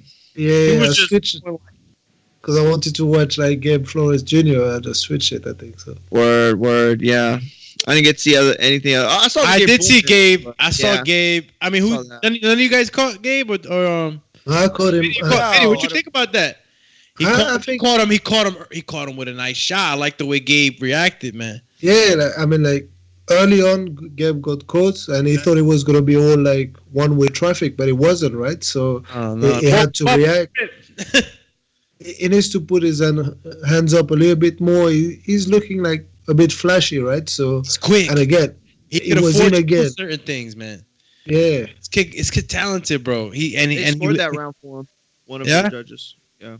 Yeah, no, he caught him with a good shot, but I really like the way he reacted, and he's confident as hell. I know that little tick kind of bothers a lot of people. You know, a lot of coaches probably like, well, what is that? But sometimes you just pick up little things when you're a fighter, like the Santa Cruz tick that he does with his right hand, and I would be really worried for him, but he's so fast. Like, you got certain boxers that could get away with certain shit, man, and he's one of them. Obviously, as you step in with more, IQ, you're gonna have to, be more careful. But go ahead, Coach. he has to be more careful. I think that's what it is. I think that's now the second fight that he's stepping up, like in competition level, and he's not getting the stoppages that he used to.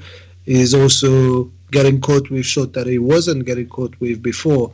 But he did show good resilience, and he showed he made a few adjustments and came back and dominated the fight. I mean, it was a dominant performance. But yeah, he needs to be careful and he needs to work on his power punches also. The speed is nice, the counters are nice. I think he needs to just set his feet a little bit more and just. Wait a minute. What happened, Skipper? Abe out here celebrating, bruh. He out here drinking in the limo with the women and toasting. Yo, I bet that dude, champ. He toasting in the hotel. Like, come on, champ. Let's get back in the gym. Life. Yo, he got a Damn, post. you got Ness believing in I bet. He said, get back in the gym, I bet. We believe in you, champ. He got a post here. He got a post like, I'm a living legend in the making, and my kings are watching, or waiting, on my crowns. I don't know what he put an emoji, 4 crowns in one.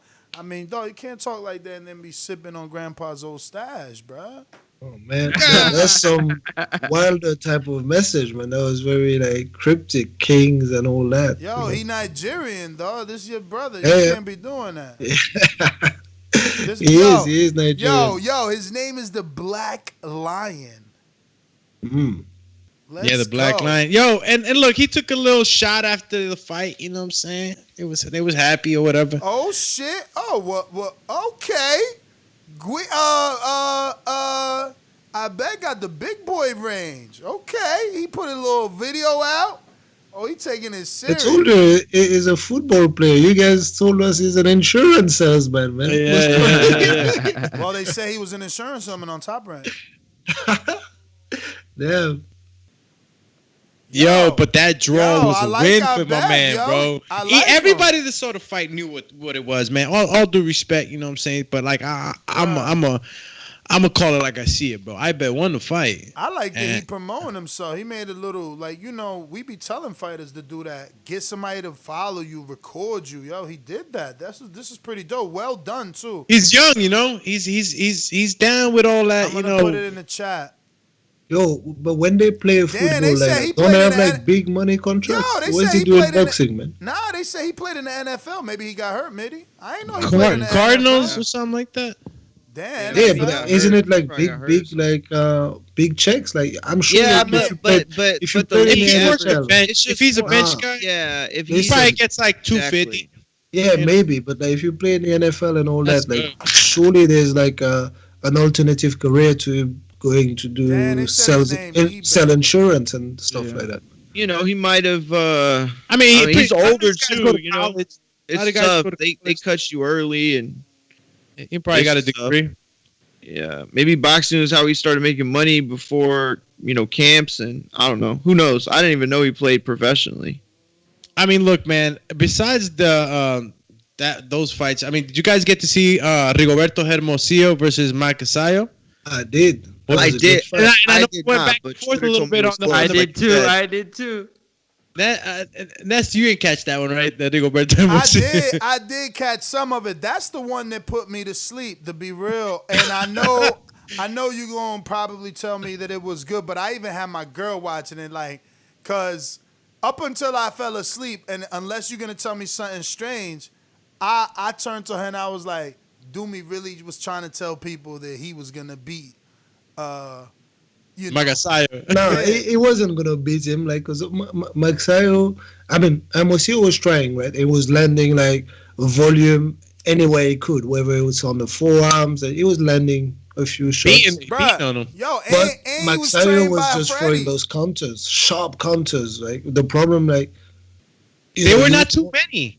You would want to believe in the power, but he doesn't have Can I ask a the question, right? Because as a dude that doesn't really care about those lower divisions, why wouldn't they promote this Filipino who's also trained by Freddie? Like, that, if I didn't watch the fight and know who Freddie Roach was and see him dripped in Filipino gear, they're starting. They're starting. They're starting. Like, I think that's his second fight with Freddie. And is actually managed by Manny Pacquiao. So Manny Pacquiao is the one that put him on to Freddie Roach and say, hey, I got that fighter, and then he sent him to Freddie. So I think they're starting already. It's a bit like when Freddie got Manny, right? So Manny had to fight like a few good fights before he got to that level of stardom that we know. So it's the second fight. Take your time. I think that the problem is going to be that Magasayo doesn't have that punching power that Manny had, because he's nice with the counter. He's very slick, and he's just dictated like when the action would take place in a fight. But he should have slept that guy with all the counters, crisp counters that he landed on that guy. He should have dropped him. And if he's not going to develop some punching power, he's not going to be that next Manny Pacquiao star for Freddie, you know. Freddie's going to have to work with him on, on power shots. Real quick, super chat for Mayimbe says, this is what I get for not going with my quote-unquote Latin bias and taking Ivan Baranchyk instead of Zepeda, shaking my head. Damn, bro, you let him put the pressure on you, champ. I'm sure he was happy in that first round, though. Like, when Baranchyk came, you thought, yeah, that's it, And they were right. And then, then the other one gets knocked out. And then the second round said, shit. And then you kept flip-flopping between the two. Before the rounds just going back and forth, knockdown, knockdown, knockdown. No shit, man. Look, man, as far as Hermosillo goes, man, I really thought that he was putting a lot of pressure on Magasayo. And Magasayo, I seen him at times looking over to the referee, and he looked a little disgruntled at times. And then when he would land a good solid shot, he would try to jump on him and couldn't finish him. I said it from the rip. Rigo had a good chin, and okay, go ahead. He fought Ernesto Robles, and then I caught an interview with Manny Robles after the fight, and speaking to him because some people believe that Rigo had won, and Manny was on there saying that we knew it was a tough fight, it was going to be a tough fight, but he felt that they had gotten it, but he talked about Rigo being a guy that was supposed to be a guy coming out and maybe making some waves.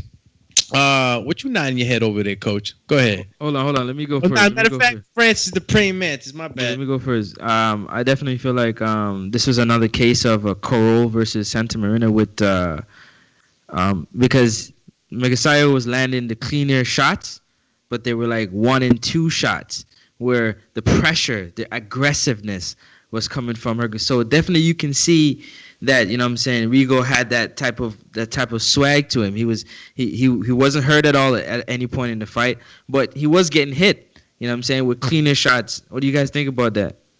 He did get hit. I mean, he did get hit with the clean shots that landed. They didn't hurt him, but you would see. Yeah, you would see that they affected him. Yeah, they should have hurt him because the way they were it was not just one. It's the same thing like Kroll, though. It wasn't like one shot here and there. It was quite a few. He was doing well, like that. Filipino Magasayo, very good, letting that guy just work, catching on the gloves, coming back with very, very good counters. And that the problem is, he ain't got that power, because that power should have just finished it. Exactly. Those counters were sweet. He wasn't seeing those punches, But he was feeling. Listen, if there was a few more rounds to go, he would have been feeling those punches from Rigo. That pace was getting to him. We got enough shots. All right, guys. I personally didn't catch the Buatsi fight. I didn't catch the Cameron fight, so I can't speak on it. So if you want to, I didn't catch the UK card. You remember this weekend? It was my daughter's birthday, so just want to remind everybody. I had people hitting me up mad that I ain't do fight chats. I wanted to, but the UK card just finished, man. It finished maybe like it was an hour, half an hour before the show. How'd Babbitt do? I was gonna say 4 hours ago. He got a knockout. He did his savage. Yeah, he got a huge. You're slow. SLAO. You're slow. Third round. And I picked it between 3 and 4, and I hit. Nah. What I tell you guys, I knew it. Hey, yo. Because I watched Mr. Kennedy, You sure? and I was like, because I thought you said first round. No, third round. But I mean, it's like any Babbage fight you've watched so far, man. You just like the 2 fights, he just goes in, throws anything and everything, and gets this man out. He will get slept. It depends on the opponent. You can have 2 or 3 extra rounds based on their durability. Yeah. You know what I mean? But that's the thing. Babbage, you wait until he meets one of the guys that are in the top 10. He will get slept. How would Babbitt do versus Kingsley? I don't know. I don't know, actually. That's probably a tough fight because he's huge, Kingsley. He's big in terms of the size. How do you get to him, throwing those shots, winging shots? And yeah, I don't know. Babbitt could probably lose that fight. Who knows? Well, I definitely... Go ahead. I'm sorry. No. No, I'm waiting for the day if that's he finds amazing. someone with power that will just counter him on one of those wild winging shots because he's gonna go to sleep one day. Yo, that's amazing. Look at where we were at, man. In 3 fights, Kingsley Ibev, it's not a given if Babbitt beats him, who obviously has 100 amateur fights. But when we look at Babbitt, though, like I've seen him, like that's his second fight. I watch him now, and he's crazy wild. I'm telling you that he will lose against one of like the big heavyweights, like for sure. Someone who can counter him once he's throwing his crazy shots. In between, he's ready to get. He's ready to go to sleep, and against anyone who's big, like he's wide. He's wide with his punches. Him and put him to sleep. You know. Yeah. I agree with that 100%. He's wide with his punches. You can catch him in between. Yeah, and he's small too. Listen, I don't know if you guys caught the Fiaz versus Green fight. It was also on the UK card. Well, Fiaz against I didn't catch it. I caught that fight. I'll tell you about it. He was like, touted as being like the next, great boxer. I've watched a couple fights of him before. He doesn't have any power. You know what I'm saying? He wins a lot of his fights on points. And this fighter was one of those hard-nosed Joe Smith type of guys where they have a 9 to 5 and they grind and they get in the gym on the weekend and they fight. So this was his opportunity to, get another shot at maybe taking boxing full time. And he didn't have any power as well, but he had the pressure. And as you can tell, the pressure got toward Fiaz. He wanted to fight, you know what I'm saying? But towards the end, it got real mucky, it got real uncomfortable in there, but he was able to use his boxing and win that fight. But going forward, as he steps up the ladder, he's gonna have troubles because of his power. Yeah, 100%. Like, but I mean, he has like the decent skills. Nice, point decision. Ken Baker didn't have like too much other than pressure to offer to him, right? And I agree. So, yeah. That was it. Real quick, just want to give a quick shout out before we go out to the calls to patreon.com/The Boxing Voice. Head on over there. Make sure you subscribe. And if you are at the $5 level, you'll be able to see our newest heavyweight. He's going to be making his debut October 24th at the home of Steve Cunningham. He's going to be our host for this season's Border Wars. We're talking about Sir Bishop from California. He's going to be taking our very own Dr. Mofongo from Long Island, Dominican, de lo mío, Sammy Sosa style. I think Dr. Mofongo, let me pull up my little Border Wars box rack, because I think he might be 0-1, right? Or 1-1, something like that, because he got a draw and a win or a draw and a loss, right? Anybody remember? Nah. What? Excuse me.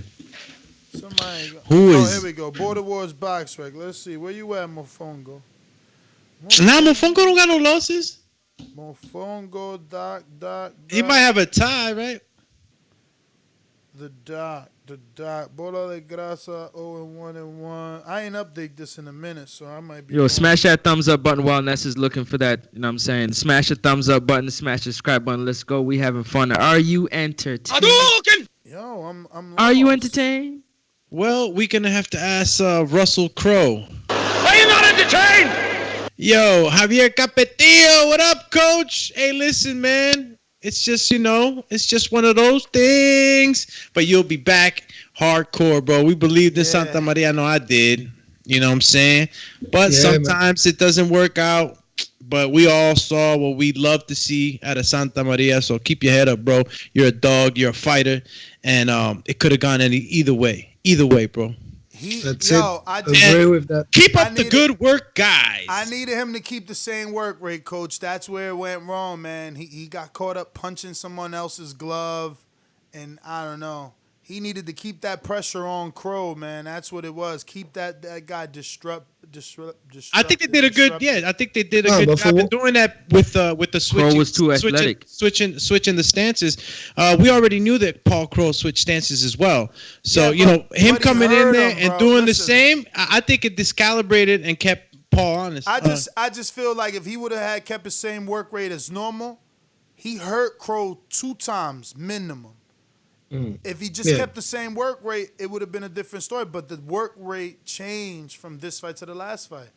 It did, but for what it's worth, I still thought he won, right? I still thought Lucas Santamaria won that fight. 96-94 for me, but I mean, I said that if too, it was Coach. a draw or 96-94 the other way around, I wouldn't really argue with it because it was like a close enough fight. So yeah, but good job, man. Yeah, no, the cards. Let's just say it. The cards were disrespectful. The cards were disrespectful. Absolutely. And you deserve better than that, Lucas. Oh, wow. Yo, are we gonna talk about the UK fights like the best? Come on, man. He just came out. No comment. I thought you were. I can roll over and have them tickle my top. I was waiting for somebody to bring it up, man, because my pick again came through. Pesta my won? boy Pesta. No, he didn't win. He did his best. Unfortunately, It was a good stopped fight. It was in a the good ninth fight. round. Like stopped in the ninth round. Yeah, that stoppage was a bit whack, like really whack. But at the end of the day, I think like towards the end of the fight, Udofia was starting to take over. The start of the fight for me was really good, really entertaining. I believe in the third, fourth round, Pesta did his best work. But overall, we have to give credit to Linus Udofia. He did really well, and he deserves the win, I believe. But at the same time, Pesta did his best and worked well. He did what he could there. And he gave a nice fight until the end came a bit prematurely. I think he deserves to go to the card, but you know what? Sometimes was it high paced? Was it a high paced fight, you guys? Because I didn't catch it. I feel like there were moments where it was very they were both trying to instill their will. They were both fighting hard. That's what I really appreciate about Harding is he, early on too, he didn't want to give up any leverage. He didn't go in there fighting like he was supposed to lose. They were both very competitive at times, and I agree. I wish I would have liked to have seen it gone to the cards. From the sixth round onwards, that's where Linus started to really take over the fight. That's what more accurate. Yeah, more accurate, variety of punches. He was doing well. And, that's what I'm. And Pesta was just looking for only that 1-2 shots, whereas Linus was coming back with good combinations, good variation.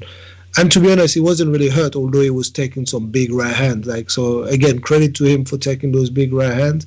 But that never really shifted him, right? So yeah. The thing All you for can me do is congratulate, man. The thing for me about it is that I went back and I did my research on Linus and watched some of his fights, and I was looking at the way that he can box off the back foot. His boxing ability is really good. He has grit. He has a decent chin. He looks like he can take a good punch, and he doesn't mind brawling. If he has to. And I look at, Pesta as a fighter, he's very raw, in terms of his talent, he can use a little bit more experience. And that's where Linus separated himself. When he got deep in the fight, I felt like Linus had more dog in him. Udofa had more dog in him, and Pesta's, his engine is sometimes up for test. How good is his engine going down the stretch? And it showed in this fight, just with the pressure of Udofa. I felt like he used the pressure to get the stoppage, turned it up after Pesta started to slow down in the 4, 5, 6 round. He started to step up the pressure now, like I've seen in previous fights with him fighting other fighters. So I picked Udofa to win, personally. You had Udofa? Absolutely. But because my computer wasn't working when you guys were doing your picks and stuff on the show, so I had to, I didn't get my thought out. But yeah, definitely had Udofa, man. I did my research. I sat down, I watched both of them. And isn't Pesta coming off a knockout loss? Yo, his last fight was a knockout loss? Didn't you pick him by knockout on the betting show? I think I did too. He lost to Cullen, by knockout. I think I did exactly. So I felt like that was also one of the factors for me that played. Coming out of a knockout loss. I think that was the fight before last. I remember. I think it was the fight before last, though, Francis. I remember saying on the betting show, "Ooh, you going against Mitty?" I'm like, "Yo, I'm staying away from that fight." But I didn't have the line anyway. We don't get all that stuff, man. I like Pesta. I like Pesta as a bet 365. Anyways, we have Champ, but you in Canada, 365 would probably work for you, not for me. Okay. They same thing like sports books. I can't get sports books over here. They had actually one fight on 365. I mean, look, if you want to have 5 different accounts, then it's all right. If you a better like that, you might as well. But I ain't. Yo, isn't 365 Bet the new commercial I be seeing with my man from Breaking Bad? The dude from Fast and the Furious, right? Or, yeah. Oh, is he? Or from Speed Racer? The new Westworld. Yeah, no, he ain't from Fast and the Furious. He's from something else with Speed cars. Racer. Speed Racer. Westworld. He's best known. Yo, he's from Westworld, but he was in another movie like with fast cars, but it wasn't Fast and the Furious. It was called something else. It was Speed Racer, dude. Furiously Fast. Was it Speed Racer? Yeah. That okay? I didn't know that. I thought it was Furiously I didn't even Fast. know they made a Speed Racer movie. Bro, you roasting right now. That's why. That's crazy. Call you roast master. Mario, crazy. are you ready? Are you ready? You got what? 19 days left. 19 days left, champ. Yeah, and I got my Unguarded with my coach next weekend. He gonna be on. Dang, got the Unguarded champ. Already gave me that. Yeah, he's gonna. Yo, who caught the Sunny Unguarded, man? And I didn't get to hear it yet. Yeah, if you haven't, check it out on Patreon too. Both Patreon and you can find it on iTunes and all that good stuff. You can catch it on Patreon with no ads. We're looking to schedule as many Border Wars fighters as possible. We did one for Adrian Rowan and we did one for Sonny M from Oklahoma, Israel Weber's fighter. So they're both going to be fighting October 24th on Border Wars, Pittsburgh. Steve Cunningham's gym. He's hosting. Mario's fighting, who is a host. It's going down. All right. We're going to Carlos. Y'all got some more from the UK card? Buatsi and Chantal Cameron. I seen you guys saying that Buatsi would lose to Yard, man. Damn, he did that bad? I mean, it was a tough fight. Francis said that. Francis said that because he's a Yard fan. Lions in the camp, man. It was a hard fight. It was a hard fight. It was a hard fight. He was surprised by some good right hand from Kalic, and his eye was pretty much like closing from the second or third round onwards. Right? So, his eye was like he got caught by like big shots, and then it was a thumb. He said it was a thumb. He said he got a thumb in his eye and it started to swell right away. It doesn't matter if it's a thumb or like a little finger or whatever. It comes from the fist, man. So it was a punch. It was a punch and then leg, but he had to come through like tough time, or it was harder than we thought. But in the end, he got to his man, right? I think it broke his guy's jaw, and that's when the guy decided just to. Well, his corner decided to throw the towel at. The jaw or the damage must have been done in the round before because he was in trouble in the round before. And then when he was in trouble again in the seventh round, then he looked at his corner asking them, come on, guys, just throw the towel, man. Throw the towel for me. And, he landed some big shots early, though. He did. Yes, that 1-2, that double jab, that double jab right hand. I like that Kalic guy. I'd like to see him again. I would like to see him again too. I was gonna say that. Yeah, you're right. The height, the movement. I was just gonna ask you guys that. Do you think we see this opponent again? Because I never heard of him. Yeah, we can probably see him again. He just like it was a good window for him to showcase what he was about, and I think he did well. I don't know. Some of the opponents might, the domestic opponent might stay away from him because he is a tough fight. But like the top level ones will probably want to, get in there with him because he's going to give them like a little bit of work, and then eventually they can get him out of there. So I think you can see him again. Better too. Yeah, exactly. Apparently he got a win over Babic as well too. Yeah, more than one, two wins. Yeah, over that's Babic what I read on Twitter. Just a little backstory. Over who? The heavyweight? The Savage. So he's Croatian also. They met in the amateurs. And he used to fight at cruiser, and so he can take a shot, and he can also dish it, obviously. But his frame doesn't look like he's like a slender kind of guy. But no, he did well. I was impressed by him, and it's definitely like harder than what he would have wanted to see to had, but. I guess, I don't know, maybe you're going to have, a lot of people calling to get, Buatsi in tougher fights soon. Who knows? We might see Buatsi versus Yard very soon. Come on, Mitty, stop it. You know they don't want that. since we on the UK card, man, prayers to the Hearn family right now. Barry also tested positive for COVID, so hopefully, you know, Yeah. him and his son get over it. Looks like Eddie's Absolutely. alright. But both of them are like they're saying they have symptoms, but they're just like they're okay, right? So at least Eddie said it like yesterday that his dad also tested positive, but it's not like they're feeling it badly. They were both in good spirits, and they have a few symptoms, but nothing crazy. So hopefully, they can get rid of that virus soon. That's crazy.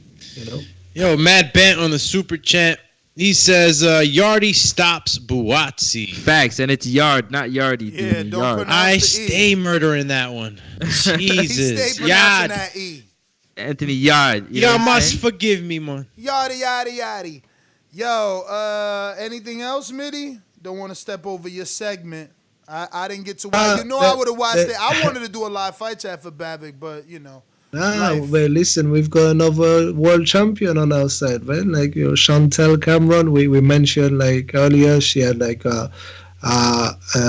she won the decision with like the opponent from Brazil.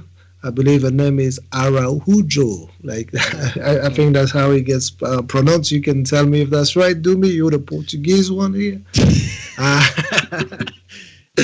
So yeah, no, she did well. Like opponent came in like 5 pound heavy, like over the limit, right? So at the weigh, the fight still went ahead, and she was too classy for her. Like I think like the footwork was good. She boxed like around her really. She didn't get involved too much until the later round, and she got like a wide unanimous decision, which was deserved. So that's very good, man. So. But the opponent, though, the 5 pound like overweight, I think she's putting it down to the travel and water retention. Apparently she was on weight when she left Brazil, right? So who knows what happened when she got there, man. Yeah, she looked bad though. She did look bad, but she went out there. She went all the way. You know what I'm saying? Chantel Cameron, I felt like put on a masterclass. She boxed beautifully. She engaged when she needed to. She banged when she needed to. And she did what she was supposed to with her pedigree. Boxed really, really well and win herself a world title, man. She did herself well. Even though she messed up my ticket by not getting the stoppage, I'll forgive her because she boxed beautifully. You know what I'm saying? And her opponent, opponent did well though. Like the opponent did really well. Nice movement in terms of like when she didn't have to chase Chantel Cameron, she was doing okay. When she was just stationary here, bending from the waist, just like slipping and sliding shots and hoping to get a counters, but then Cameron realized very early on that hey, that's not the fight that I need to fight. Right, I need to get on my bike, box around her, use my feet, and she did that, and she had really no answer. So it was like a very easy fight very early on. Right? So, you could tell her opponent was definitely carrying around that 5 pounds. She wasn't really agile, moving all that well, but she had the power. Yep. So that's pretty much it, Ness. Call you power. Ranger. Alrighty then, fellas. Alrighty then. Let's do it. Holy Testicle Tuesday! Remember to rate us 5 stars on iTunes. Subscribe to youtube.com/theboxingvoice for the latest and greatest interviews with your favorite fighters. Just like the king is what I mean. The king is what I mean.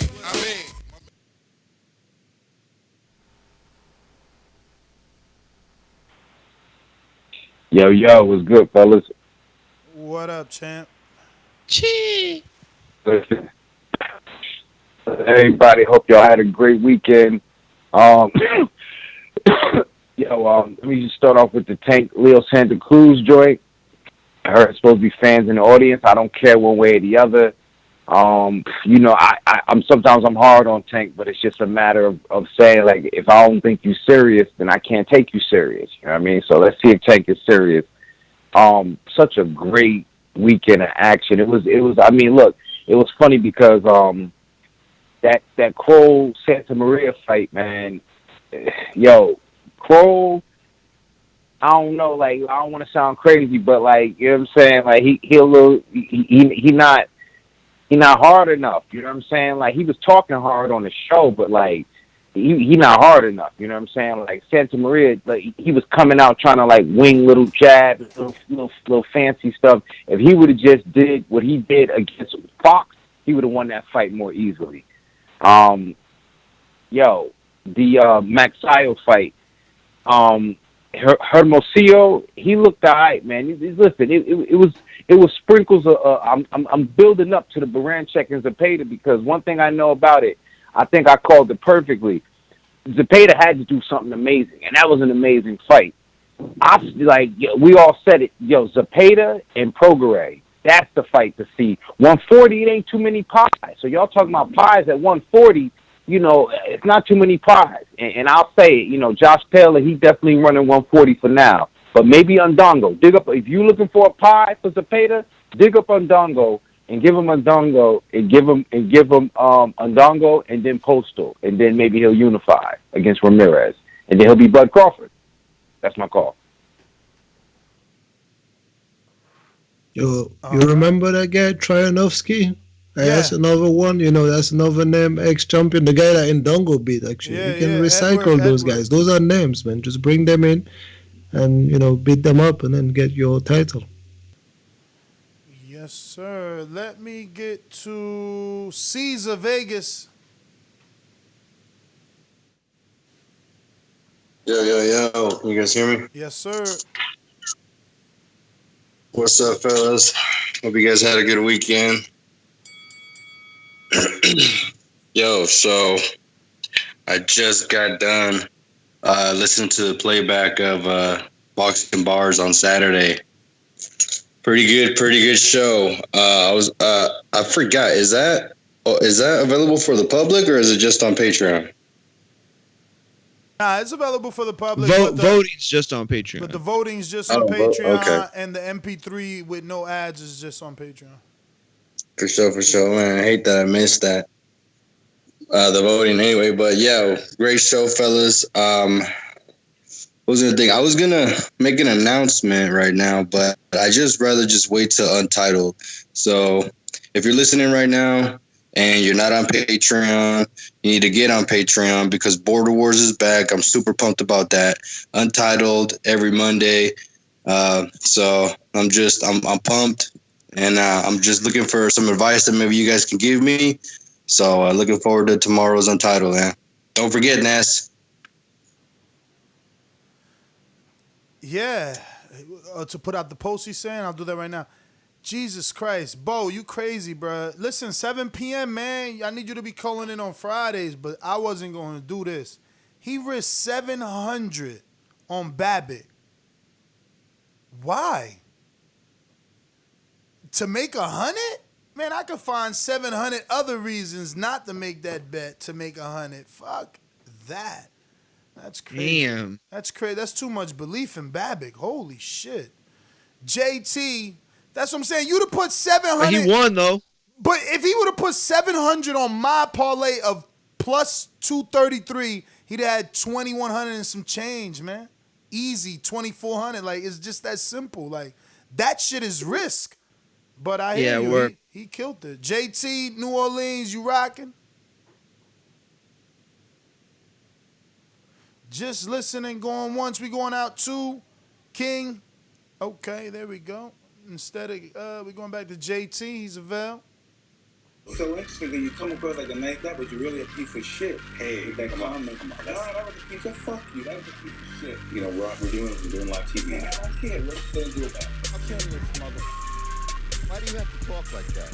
Well, I'm talking to you the way I want to talk to you. You have a problem? Turn off your station. I'm the best ever. Yeah, what's up, Ness? What's up, y'all? What up? Hey, man. I don't know the topic. What y'all was talking about? I was just listening, though, for real. This weekend show. Oh, what show? What happened? They had a fight? You ain't watched none of the fights this week? I ain't watched none of the fights. Oh, yeah. Nah, we just talking about this weekend fights. Oh, nah, man. I'm sitting here watching, talk about boxing and stuff like that. I ain't watched none of the fights. Now, it was my girl weekend, so we've been going out and stuff like that, so I couldn't really enjoy it. I've been trying to enjoy her. So catch him on the that's why I ain't playback, watching man. the Catch fight. him on the playback. Definitely some interesting fights happen over the weekend. Let me get to King Born then in. Well, you're everywhere, right? So we're gonna go out to King Born from Brooklyn, though. When you see old dirty bastard form a position like that, then you know that I'm getting ready to bust your.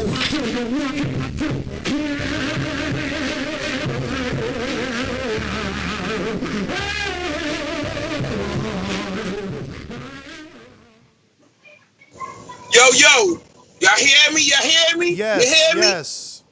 Listen, man, trick or treat, smell my feet. Santa Cruz gonna get his ass beat. Word is born. 31st is on, y'all. Listen, let's get to it. Yo, that Ivan Baranchyk, I got 3 things to say against Zepeda. Yo, that was a 2-man bar fight.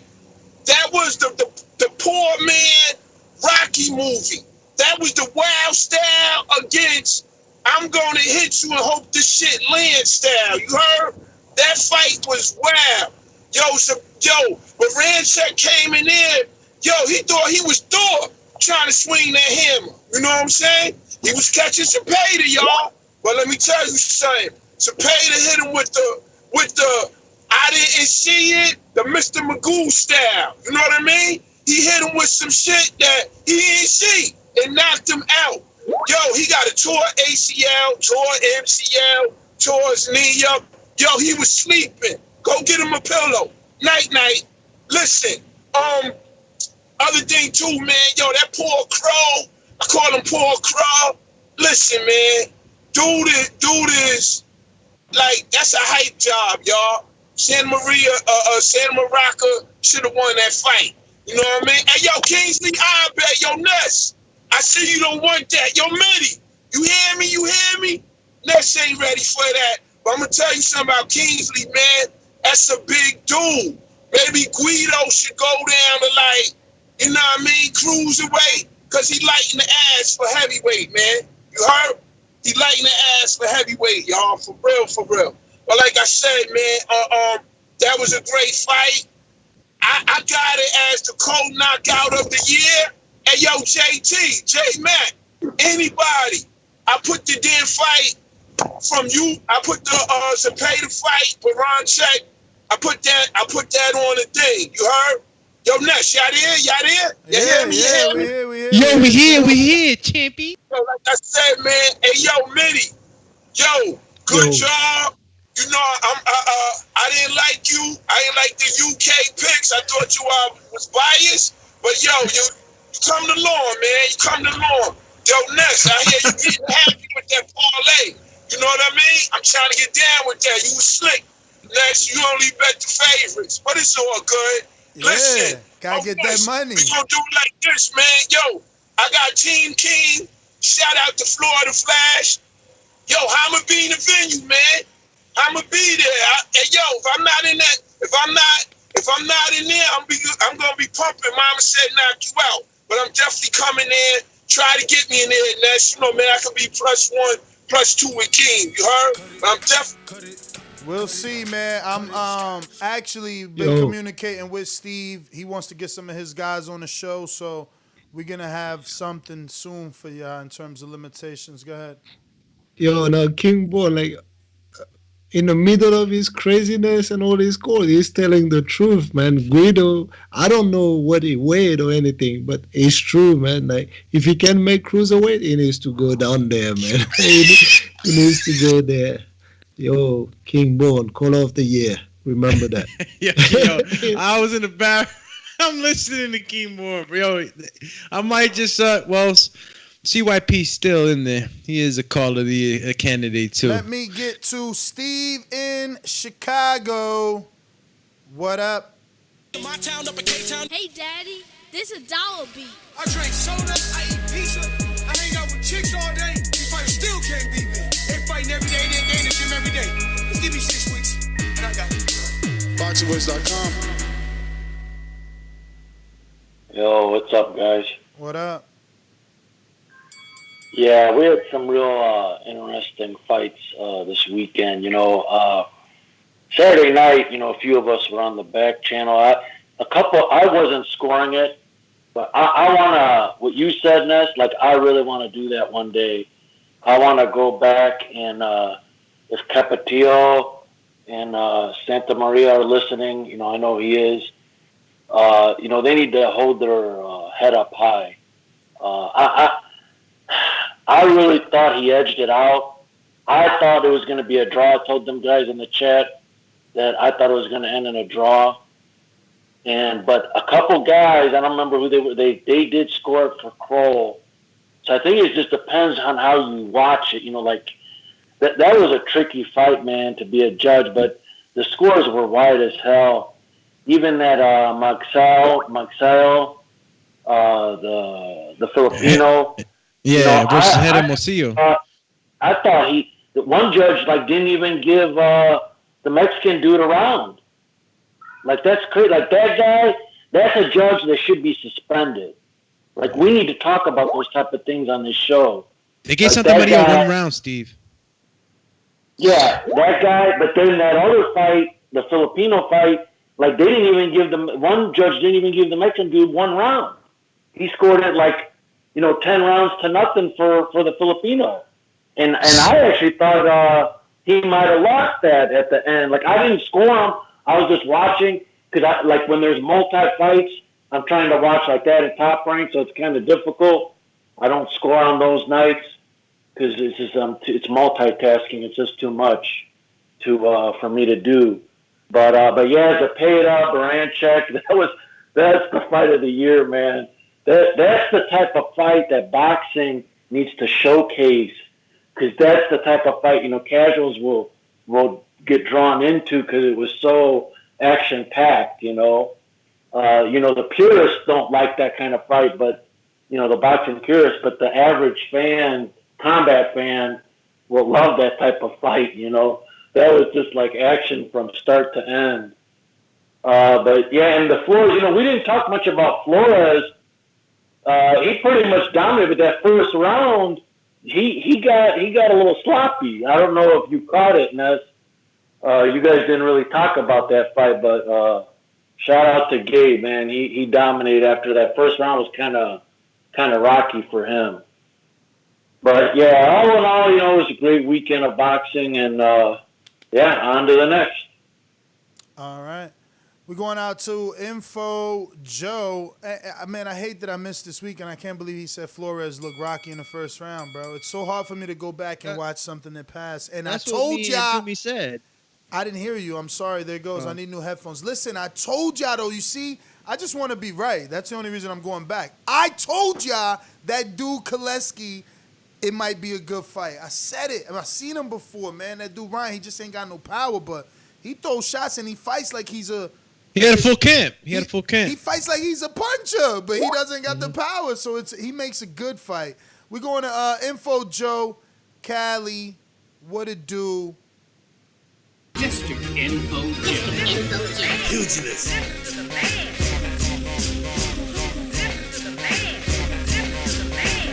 Mr. Info Joe. Pugilist. Yo, what's up, TBV?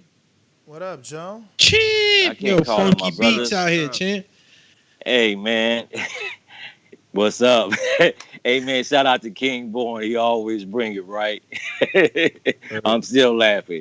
Yo, I didn't get a chance to see all the fights, man. I did pick Zepeda over Ivan. And, hey, man, I would describe that fight as beautiful violence. It was beautiful. And it was violent. That's kind of fights that sell tickets, man. And I believe that was fight of the year, knockout of the year over the white knockout. Dude did not get up. They had to carry him out on the stretcher. I think the only fight I lost this week is the Santamaria fight, man. And but I didn't see the fight. I got to go back and look at it. From what I'm hearing, though, at least my eyes was telling me the truth that at least I made the right pick, but he didn't win. But I think I only got one wrong this week, which was all gravy. I had a good birthday weekend, man. You know what I'm saying? They get my family crowned me the champ. I got the WBC belt. Ness, you seen that? Yeah, beautiful. Yeah, man. It made me feel like a champ this weekend, though. But that's all I got, family. Hit those thumbs up, subscribe, join Patreon. You're listening to the number one pound for pound in the business. Peace. Happy belated birthday, brother. Thank you, Francis. Thank you. Peace, brother. All right. All right. That is everyone. Nest GTO, Instagram and Twitter. Catch us on the next one tomorrow morning, 9 a.m. Eastern. Peace. At Martin McGee on Twitter, at Martin McGee on Instagram. Peace. See you in the morning. Next up, Sports Talk. Next up, Sports Talk. Twitter, IG, YouTube. Check me out. Yeah, check him out. Check him out. Check him out. This is Coach Mide. I'll see you on Sunday, guys, or on Thursday. Sorry, because it was Sunday today. Coach Mide. Up at UK hours. Defending. Yo, this is Alex. Doomsday Lioness. Catch me on IG, Alex_Doomsday_LAINEZ, and on TikTok, Nevermore. Notice how I said TikTok. And Twitter, Alex Linus TBV. Don't forget to hit the subscribe button if you tuned in with us. If you like what you were looking at, you like the whole boxing talk and everything we offer on the platform, which are many things, right? We got the Fight Film Studies on Tuesday. You got the Pick'em League betting show, Beating the Odds with TBV on Fridays. So, you know, from all angles. We even got boxing bars, right, on Saturday. So hit the subscribe button. You get a lot more with us. Visit us on all days, morning or afternoon. Hit that notification bell, because if it ain't shaking, you ain't baking with us in the morning or any other time we break news. Have a good night. Be blessed.